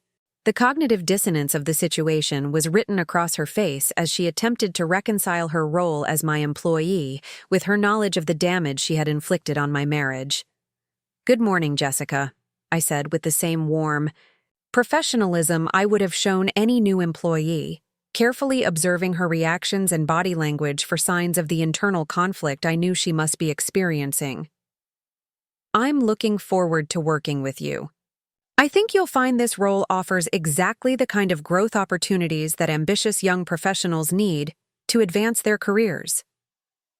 The first assignment I gave her was both legitimate business necessity and psychological warfare, designed to force her to confront the contrast between genuine professional achievement and the shortcut to success she had been pursuing through her relationship with David. I needed someone to research and compile comprehensive profiles of Phoenix's top marketing executives, including their educational backgrounds, career trajectories, professional achievements, and current business focuses. The project would require Jessica to spend her days learning about successful business leaders who had built their careers through merit, strategic thinking, and professional integrity rather than workplace romance and sexual manipulation. I want detailed analysis of what made each of these executives successful, I explained, handing her a list of 20 names that included some of the most respected professionals in the city, both men and women who had achieved their positions through competence and character rather than personal relationships. Pay particular attention to how they handled career transitions, built professional networks, maintained their reputations during challenging periods, and developed the leadership skills that distinguished them from their competitors. This research will inform our client acquisition strategy for the consulting business. As Jessica dove into the research project, I watched her gradually confront the reality of what genuine professional success looked like when it was built on a foundation of merit rather than manipulation. The executives she was studying had achieved their positions through years of dedicated work, continuous learning, strategic thinking, and the kind of character that earned respect from colleagues and competitors alike. The contrast between their achievements and her own career trajectory was becoming increasingly apparent with each profile she completed. The psychological impact of the research assignment was exactly what I had intended. Jessica was forced to spend her days reading about professionals who had built their careers through integrity and competence, constantly confronting the evidence that her own approach to career advancement had been fundamentally flawed. The successful executives she was profiling had earned their positions through merit rather than personal relationships, and their achievements were respected and sustainable rather than dependent on maintaining romantic connections with their superiors. Meanwhile, David's situation at Mitchell Thompson was deteriorating rapidly as the operational chaos created by Jessica's sudden departure revealed the extent to which he had become dependent on her management of his professional life. Without Jessica to organize his schedule, handle client communications, manage project timelines, and provide the strategic support he had been relying on, the cracks in his leadership capabilities were becoming visible to everyone in the office. The first major crisis came less than a week after Jessica's departure, when David missed a crucial presentation to the Morrison Group, one of the firm's most important clients. The meeting had been scheduled months in advance and represented a potential contract worth several $100,000, but David had somehow lost track of the appointment despite having confirmed it with the client's team just 2 weeks earlier. His confused and embarrassed explanation to Robert about technical difficulties with his calendar system was transparently inadequate, and the client's reaction to the missed meeting suggested that Mitchell Thompson's professional reputation was beginning to suffer. Robert Thompson called me again the following week, his concern now mixed with frustration about David's declining performance and increasingly erratic behavior in the workplace. "Sarah, I need to ask you something directly, and I hope you'll be honest with me about what's really going on. Is everything okay at home?" David's been completely unfocused since Jessica left. He's missed several important deadlines, and I'm starting to worry that there's something more serious happening than just losing a good assistant. The opening I had been waiting for had finally presented itself, and I seized the opportunity to provide Robert with the information he needed to understand the full scope of the problem he was facing as David's business partner. "Robert, I appreciate your concern about David, and I think it's time someone knew the complete truth about what's been happening. David and Jessica were having an affair for several months. Her departure wasn't about career advancement. It was about ending an inappropriate workplace relationship that was affecting his judgment and compromising the company's professional standards. The silence that followed was profound as Robert processed the full implications of what I had just revealed. His business partner and trusted friend had been conducting an affair with his assistant, using company resources to support his personal relationship, making business decisions based on romantic rather than professional considerations, and creating a workplace dynamic that violated every principle of professional conduct they had established when they founded the firm together. "My God, Sarah," Robert finally said, his voice heavy with shock, disappointment, and growing anger, as the pieces of a puzzle he hadn't even realized existed suddenly fell into place. "How long has this been going on? And why didn't you tell me sooner?" This explains so much about David's behavior over the past year, the way he's been delegating responsibilities, the strange decisions he's been making about resource allocation, and the inappropriate level of authority he's been giving. "Jessica, I wanted to handle the situation privately at first," I explained, maintaining the dignity of a wronged wife who had tried to protect everyone involved while building a comprehensive case for my strategic response. But when I realized that the affair was affecting business operations, that Jessica was being given responsibilities and authority that weren't appropriate for her position, and that company resources were being used to support their personal relationship, I knew intervention was necessary. Offering her a position with my consulting firm removed her from the workplace dynamic while giving her the career opportunity she claimed to want. The brilliance of my explanation was its complete accuracy, presented in a way that positioned me as the responsible party who had solved a difficult problem with minimal disruption to the business and maximum consideration for everyone involved. Robert's admiration for my handling of the situation was evident in his response, and I knew that David would soon face consequences from his business partner that went far beyond personal disappointment or professional embarrassment. "David's incredibly lucky to have you handling this situation with such class and professionalism," Robert said with genuine respect and amazement. "I can't believe you've been dealing with this betrayal while still trying to protect the business and everyone involved. That takes a level of integrity and strategic thinking that's rare in situations like this. Most people would have exposed the affair publicly and let the professional consequences fall where they may." The conversation with Robert marked the beginning of the most intensive phase of consequences for David's poor judgment and professional misconduct.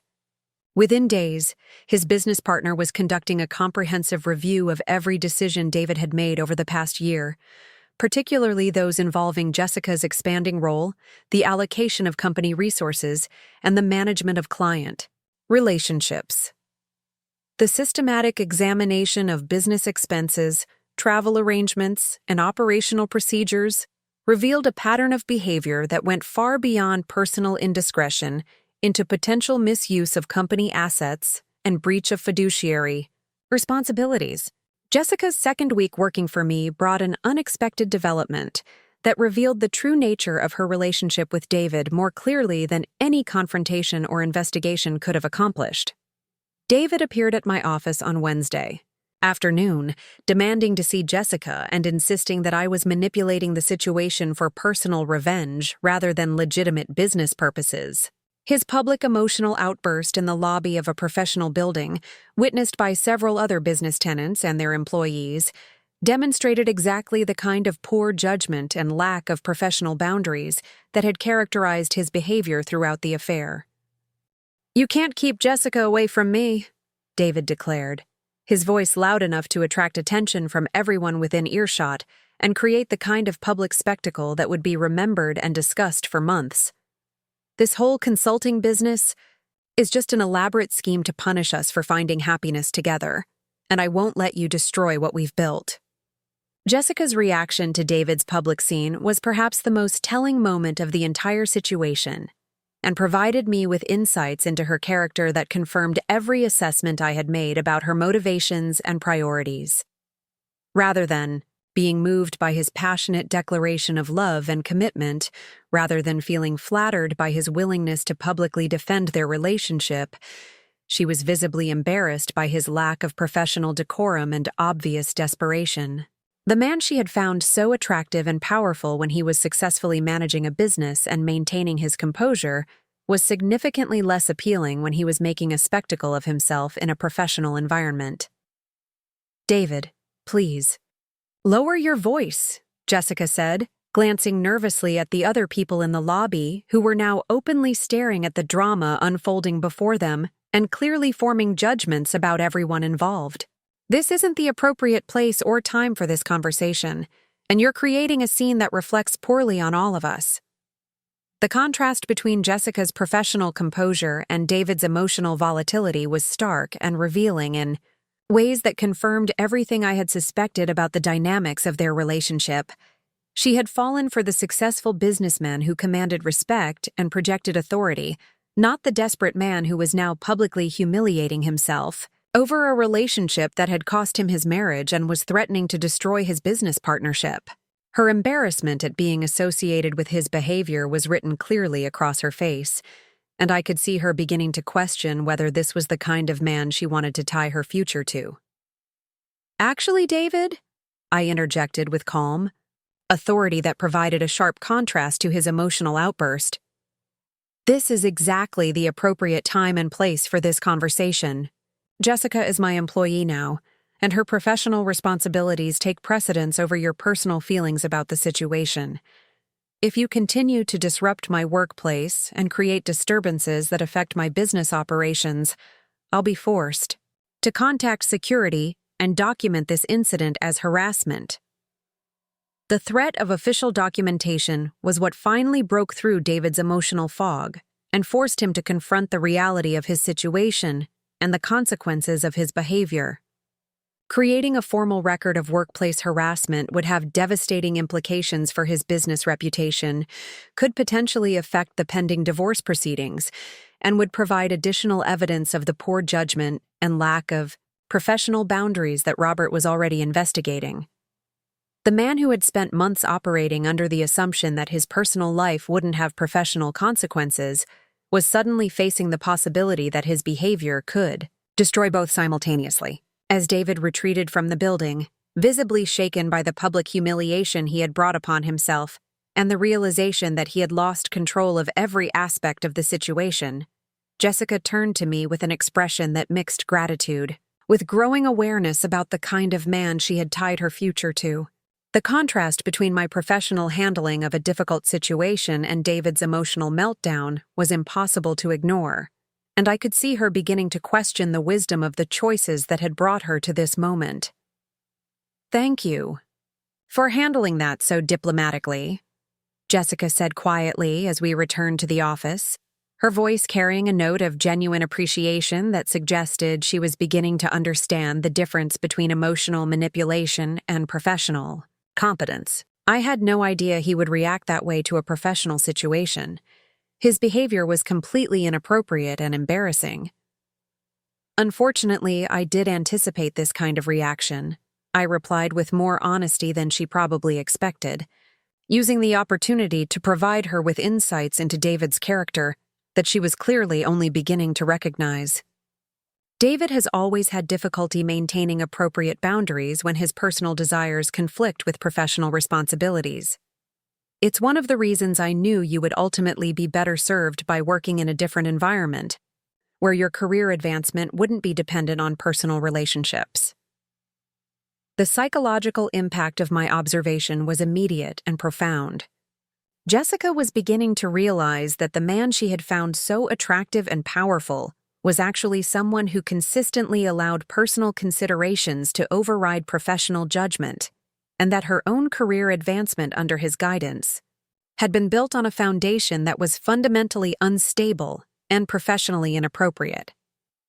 The weeks that followed brought a cascade of consequences that exceeded even my most optimistic expectations for justice and resolution, while demonstrating the far-reaching implications of David's misconduct. Robert Thompson's investigation into the business implications of David's affair revealed systematic misuse of company resources, inappropriate allocation of responsibilities based on personal rather than professional criteria, and decision-making that prioritized David's romantic relationship over fiduciary duties to the business, its clients, and his business partner. The financial irregularities that Robert discovered during his review were extensive and damaging in ways that went far beyond simple expense account abuse.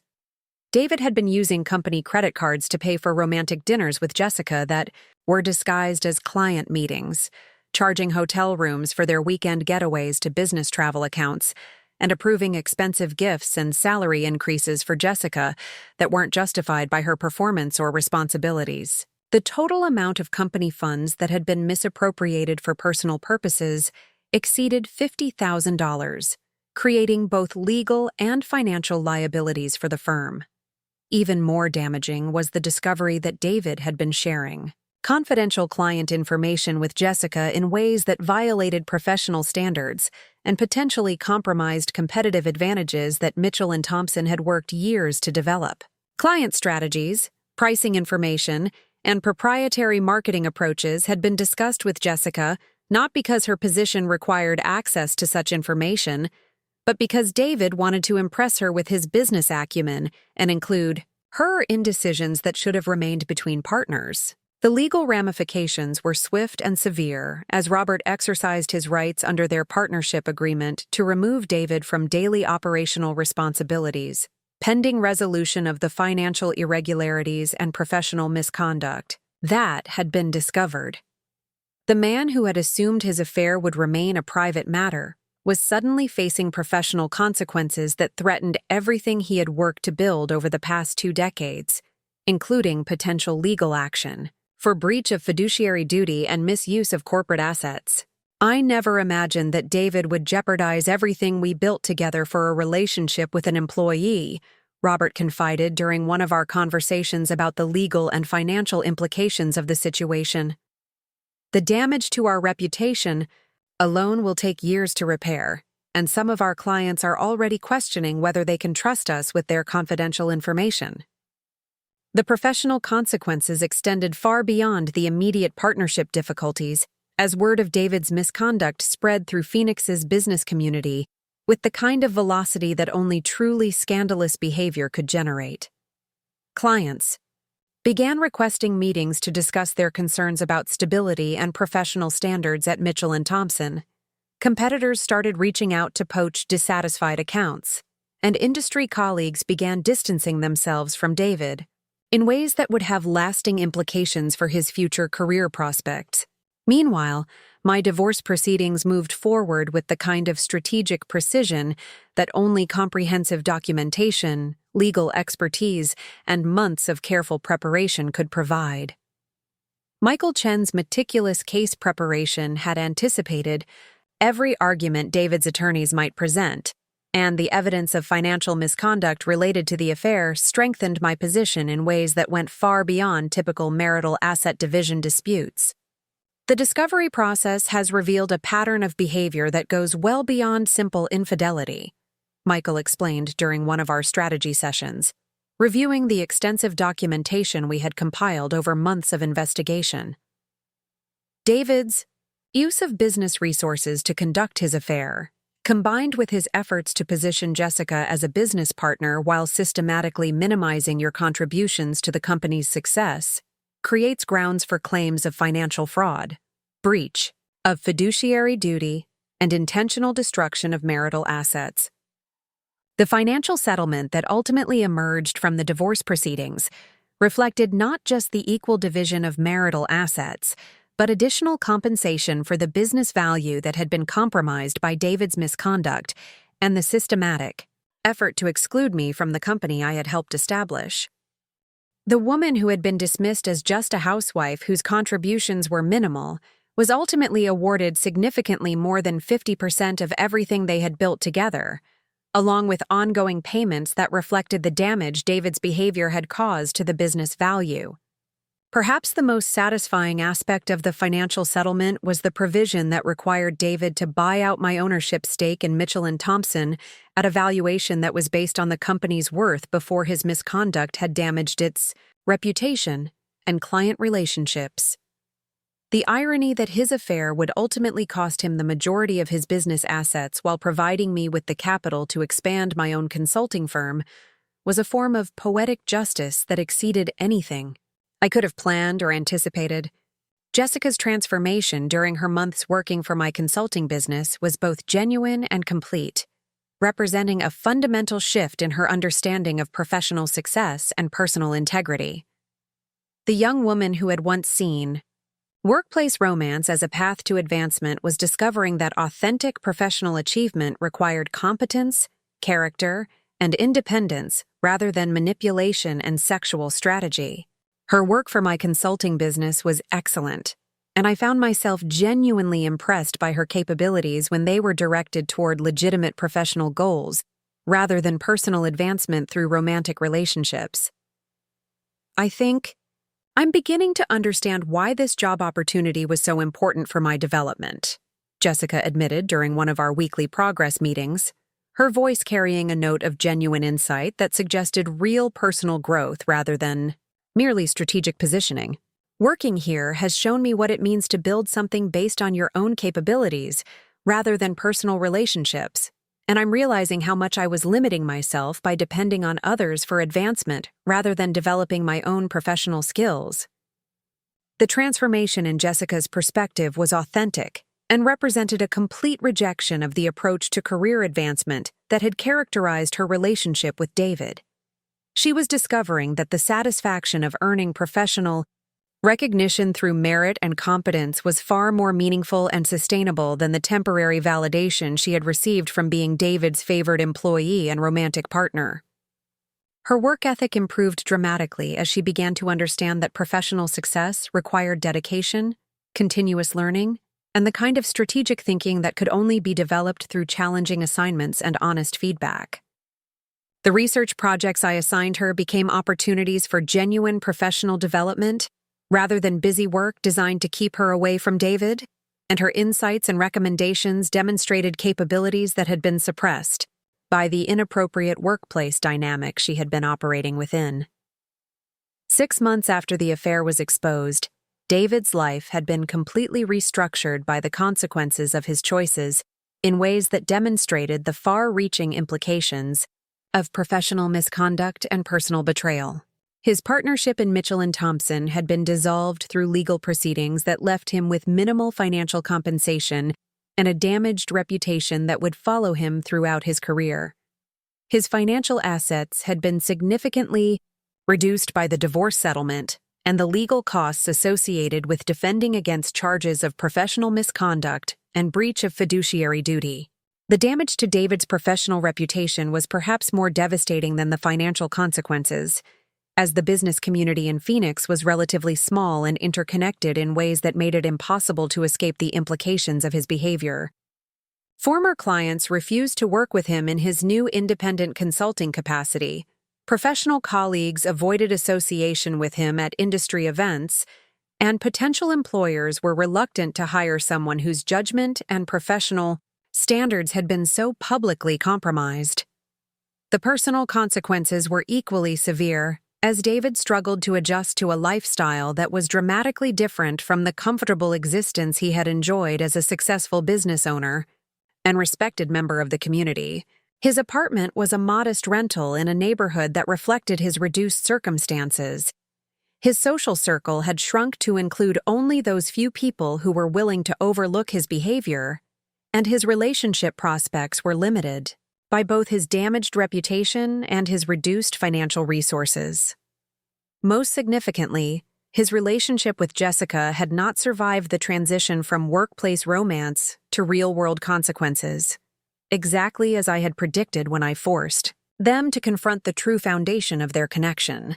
Without the excitement of forbidden romance, the professional collaboration that had brought them together, and the financial security that David's position had provided, their relationship had quickly revealed itself to be based on convenience and mutual ego gratification rather than genuine emotional connection or shared values.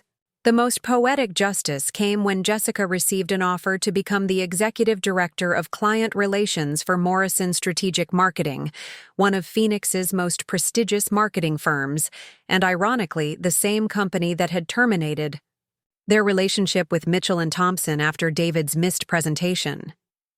Her work with my consulting business had provided her with the experience, references, and professional credibility necessary to compete for senior positions based on her own merits rather than personal relationships or romantic connections. I want to thank you for giving me the opportunity to prove myself professionally and personally, Jessica said as she prepared to leave for her new position, her words carrying a sincerity that suggested genuine gratitude rather than strategic positioning. I realize now that what I thought was love was actually just comfort with a situation that didn't require me to challenge myself or grow as a person. Working for you has taught me what it means to build a career based on integrity and competence rather than shortcuts and manipulation. The wisdom in her reflection was encouraging and suggested that the painful lessons of the past year had created genuine personal growth rather than just temporary inconvenience.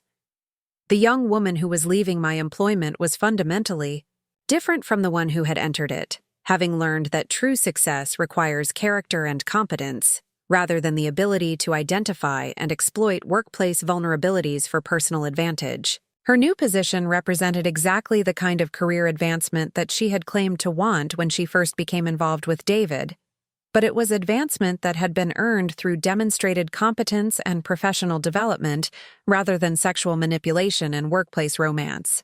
The respect she would receive in her new role would be based on her capabilities and achievements rather than her relationship with her supervisor, creating a foundation for long-term career success that was both sustainable and personally satisfying.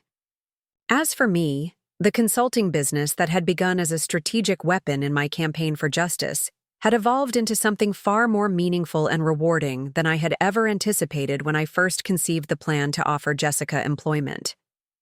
The clients I was serving appreciated my experience, strategic thinking, and professional integrity in ways that reminded me of the capabilities I had set aside for family responsibilities during the years when I had prioritized supporting David's career over developing my own professional potential. Building something of my own, based entirely on my own efforts and expertise, provided a satisfaction that was deeper and more lasting than any revenge could have offered. The success of my consulting firm was a daily reminder that the skills and experience I had accumulated over 2 decades of professional and personal challenges were valuable and marketable in ways that extended far beyond my role as David's wife and business partner. The contracts I was winning were based on my reputation for strategic thinking, problem-solving, and the kind of professional integrity that clients valued above all other considerations. The referrals I was receiving came from satisfied clients who appreciated my ability to understand their challenges and develop solutions that were both practical and innovative. The professional recognition I was earning was based on my own achievements rather than my association with David or any other personal relationship. The twins adjusted to their new family structure with the resilience that teenagers often display. When adults finally stop pretending that dysfunctional situations are normal, Alex and Maya had been aware of the tension in our household for months before the affair was exposed, and the honest conversations we had about the divorce actually provided them with relief rather than trauma. They were old enough to understand that their father's behavior had been inappropriate and damaging, and mature enough to appreciate that my response had been measured and strategic rather than vindictive or destructive. "Mom, I have to admit that I was worried about how you would handle everything when we first found out about Dad and Jessica," Maya confided during one of our regular mother-daughter conversations that had become even more important since the family restructuring. "But watching you build your own business and handle everything so professionally has actually made me proud of you in ways I never expected. You've shown me what it means to be strong without being bitter." Alex's response was equally mature and insightful, though expressed in the more reserved manner that characterized his personality. "I'm glad you didn't just accept Dad's behavior or try to pretend everything was okay for our sake," he said during one of our weekend conversations about his plans for college, and his evolving understanding of adult relationships. Seeing you stand up for yourself and build something new has taught me more about integrity and self-respect than any lecture about values ever could have. The custody arrangement that emerged from the divorce proceedings reflected both David's reduced circumstances and his demonstrated inability to prioritize their needs over his personal desires. The twins spent alternate weekends with their father, along with one evening per week for dinner, but their primary residence remained with me in the family home that I had been awarded as part of the financial settlement. This arrangement provided them with the stability they needed to process the dramatic changes in their family dynamics while maintaining a relationship with their father that was structured and supervised. David's interactions with Alex and Maya during his custody time were initially awkward and strained as he struggled to rebuild relationships that had been damaged by his choices and the consequences that had followed. His attempts to position himself as the victim of circumstances beyond his control were met with teenage skepticism that forced him to confront the reality that his children were old enough to understand the difference between consequences and persecution. Dad keeps trying to explain why everything happened as though we're too young to understand that he made choices that hurt people, Alex observed after one particularly difficult custody weekend. It's frustrating because we're not angry at him for getting divorced. We're disappointed in him for the way he handled his responsibilities to our family and his business. The maturity of my children's perspective on the situation was both gratifying and heartbreaking, as it demonstrated that they had been forced to develop adult insights about relationships and consequences at an age when they should have been able to trust in the stability of their family structure. However, their ability to process the situation with such clarity and emotional intelligence also suggested that the values I had tried to instill in them had taken root in ways that would serve them well throughout their lives. Maya's college application essays the following year included thoughtful reflections on resilience, integrity, and the importance of making difficult decisions based on principles rather than convenience. Her writing demonstrated a level of emotional maturity and strategic thinking that impressed her guidance counselors and ultimately contributed to her acceptance at several prestigious universities where she planned to study business and psychology. Alex's response to the family crisis was channeled into academic achievement and athletic excellence that suggested he was using the challenges at home as motivation for personal growth rather than allowing them to become obstacles to his own development. His leadership role on the debate team and his volunteer work with younger students demonstrated that he was applying the lessons about character and integrity that he had learned from observing the adult drama that had reshaped his family. The social dynamics in our community also shifted in ways that reflected the broader implications of David's behavior and the professional manner in which I had handled the crisis. The sympathy and support I received from friends, neighbors, and business associates was both gratifying and useful as I worked to establish my consulting firm and rebuild my social life as a single woman. The respect I had earned through my strategic response to betrayal translated into business referrals, social invitations, and professional opportunities that might not have been available if I had handled the situation differently. Margaret Hendricks became one of my strongest advocates in Phoenix social circles, frequently recommending my consulting services to her extensive network of business and civic leaders who valued her judgment and trusted her assessment of professional capabilities. Sarah Mitchell has demonstrated exactly the kind of strategic thinking and grace under pressure that every organization needs, she would tell potential clients. If she can handle a personal crisis with such professionalism and achieve such positive outcomes, imagine what she can do for your business challenges. The hospital board where David had once served as a respected member quietly asked for his resignation when the full scope of his professional misconduct became public knowledge. His replacement was selected through a process that emphasized professional integrity and community standing, values that David's behavior had clearly violated. The contrast between his fall from grace and my rising reputation in the business community became a topic of conversation that reinforced the lessons about character and consequences that would follow both of us for years. Rebecca Santos from Pinnacle Executive Search became not just a professional contact, but a genuine friend who provided valuable insights into the Phoenix business community and ongoing opportunities for networking and business development.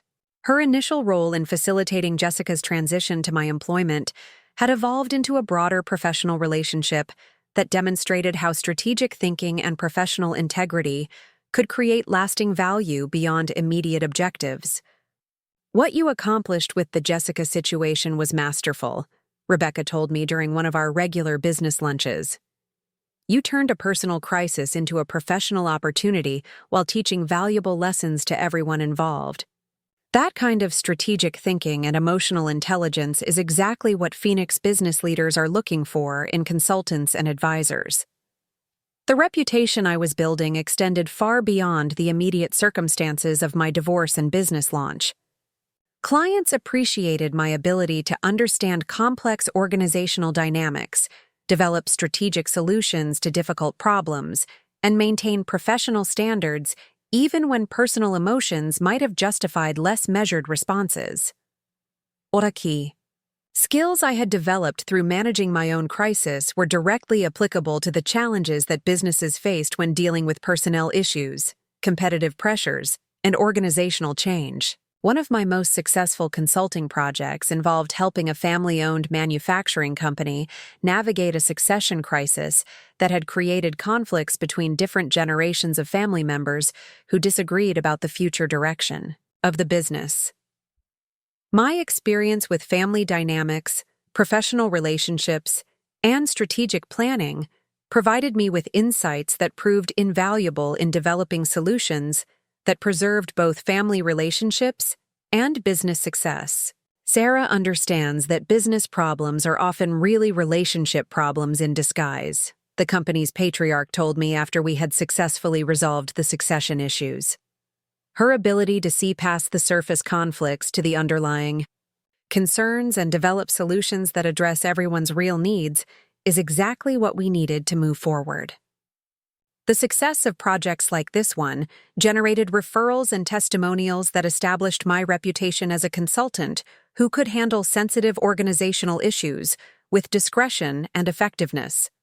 The professional recognition I was earning was particularly satisfying because it was based entirely on my own capabilities and achievements, rather than my association with David or any other personal relationship. My financial situation improved dramatically as the consulting business grew, and the divorce settlement provided me with both ongoing income and investment capital that allowed me to expand my professional operations. The office space I rented was upgraded to accommodate additional staff members and the growing demands of an expanding client base. The professional wardrobe I assembled reflected my new status as a successful business owner, rather than the supportive wife whose appearance had been designed to complement rather than compete with her husband's professional image. The personal satisfaction of financial independence after 18 years of marriage was profound and liberating in ways I hadn't anticipated. Every business decision was mine to make, every professional opportunity was mine to evaluate, and every achievement was mine to claim without having to share credit or defer to someone else's priorities. The empowerment that came from controlling my own professional destiny was worth all the pain and uncertainty that had preceded it. David's attempts to rebuild his career were hampered not only by his damaged reputation, but also by the psychological impact of losing everything he had worked to build through poor judgment and impulsive behavior. His independent consulting efforts attracted few clients and generated limited income, forcing him to accept contract work and temporary assignments that were far below the level of responsibility and compensation he had enjoyed as a business owner. The professional isolation he experienced was perhaps more devastating than the financial consequences, as former colleagues and potential clients avoided association with someone whose judgment and professional standards had been so publicly compromised. Industry events that had once provided him with networking opportunities and business development prospects became uncomfortable reminders of his fall from grace and the permanent damage to his reputation. His relationship with Robert Thompson never recovered from the betrayal and professional misconduct that had destroyed their partnership. Robert's efforts to rebuild Mitchell and Thompson as a solo practice were successful largely because he was able to distance the firm from David's behavior and establish new professional standards that emphasized integrity and client service. The contrast between Robert's continued success and David's professional struggles became a cautionary tale that was frequently discussed in Phoenix business circles. The saddest part about David's situation is that he had everything he claimed to want and threw it away for a relationship that was never going to survive the transition from workplace fantasy to real-world consequences. Robert confided during one of our occasional conversations about the aftermath of the partnership dissolution. He lost his marriage, his business, his financial security, and his professional reputation for something that wasn't even real. The accuracy of Robert's assessment was confirmed by David's continued inability to maintain stable relationships or professional arrangements in the years following the divorce. His pattern of allowing personal desires to override professional judgment persisted, creating ongoing problems with clients, colleagues, and romantic partners who eventually recognized that his fundamental character hadn't changed despite the dramatic consequences he had experienced. Jessica's success in her new position at Morrison Strategic Marketing provided a stark contrast to David's ongoing struggles and demonstrated that people can change when they're given the opportunity to learn from their mistakes and grow beyond their worst impulses. Her performance in the executive director role was exceptional, and she quickly established herself as one of the firm's most valuable professionals based on her strategic thinking, client relationship skills, and professional integrity. The transformation in Jessica's approach to career advancement was complete and permanent, as she had learned that authentic professional success required competence, character, and independence rather than the shortcuts and manipulation that had characterized her relationship with David. Her reputation in the Phoenix business community was based on her own achievements rather than her personal relationships, creating a foundation for long-term career success that was both sustainable and personally satisfying. Working for Sarah taught me the difference between real professional respect and the kind of attention you get when people think you're sleeping with the boss, Jessica reflected during a chance encounter at a professional networking event several months after she had started her new position.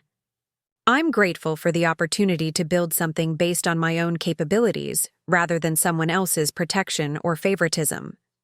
The maturity and insight in her reflection suggested that the painful lessons of the affair and its aftermath had created genuine personal growth rather than just temporary inconvenience. The professional respect she was earning in her new role was based on merit and competence rather than manipulation or personal relationships, providing her with the kind of career satisfaction that sustainable success could offer.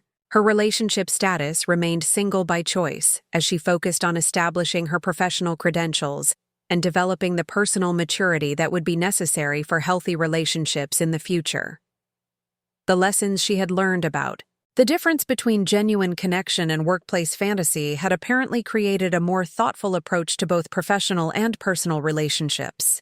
Standing in my expanded office 3 years after discovering David's affair, I reflected on the unexpected journey that had transformed me from a betrayed wife into a successful entrepreneur and respected member of the Phoenix business community.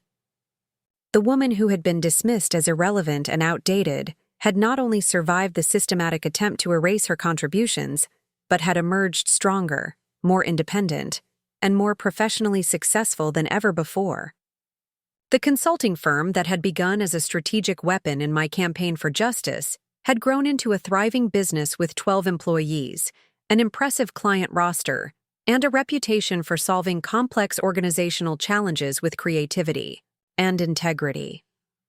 The office space reflected the success I had built through my own efforts, with modern furnishings, state-of-the-art technology, and the kind of professional atmosphere that attracted both talented employees and sophisticated clients.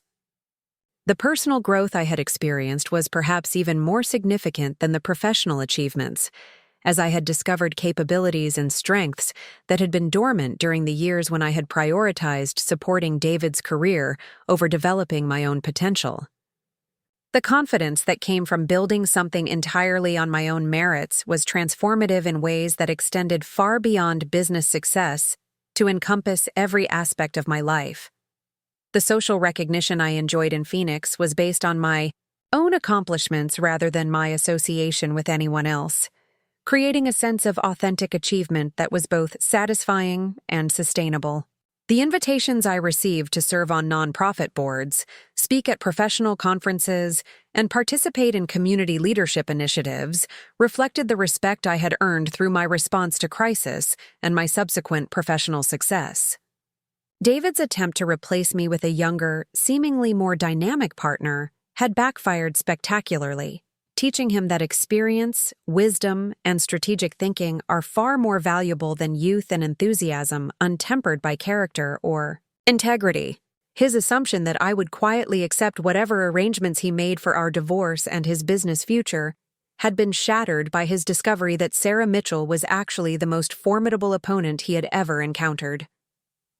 Jessica's journey from manipulative opportunist to genuine professional had demonstrated that people can change when they're given the opportunity to learn from their mistakes and grow beyond their worst impulses. Her transformation suggested that the capacity for personal growth exists even in people whose initial choices have been selfish and destructive, provided they're willing to confront the consequences of their behavior and develop new approaches to professional and personal relationships. The twins had emerged from the family crisis with increased maturity, stronger character, and a clearer understanding of the values that would guide their own approach to relationships and professional responsibilities. Their resilience and insight demonstrated that children can not only survive family disruption, but can actually benefit from witnessing adults handle difficult situations with integrity and strategic thinking rather than emotion and vindictiveness. The story that had begun with betrayal and deception had concluded with justice, growth, and unexpected success for everyone who had been willing to learn from their experiences and commit to personal development. The consequences that had seemed so devastating when they first emerged had ultimately created opportunities for positive change that none of us could have anticipated or planned. Sometimes the best revenge truly is living well, building something meaningful from the ashes of betrayal, and proving that underestimating the wrong woman is a mistake that carries consequences far beyond what anyone could have imagined. The satisfaction of achieving success through merit and character was deeper and more lasting than any temporary victory over those who had wronged me could have provided. Up next, you've got 2 more standout stories right on your screen. If this one hit the mark, you won't want to pass these up. Just click and check them out.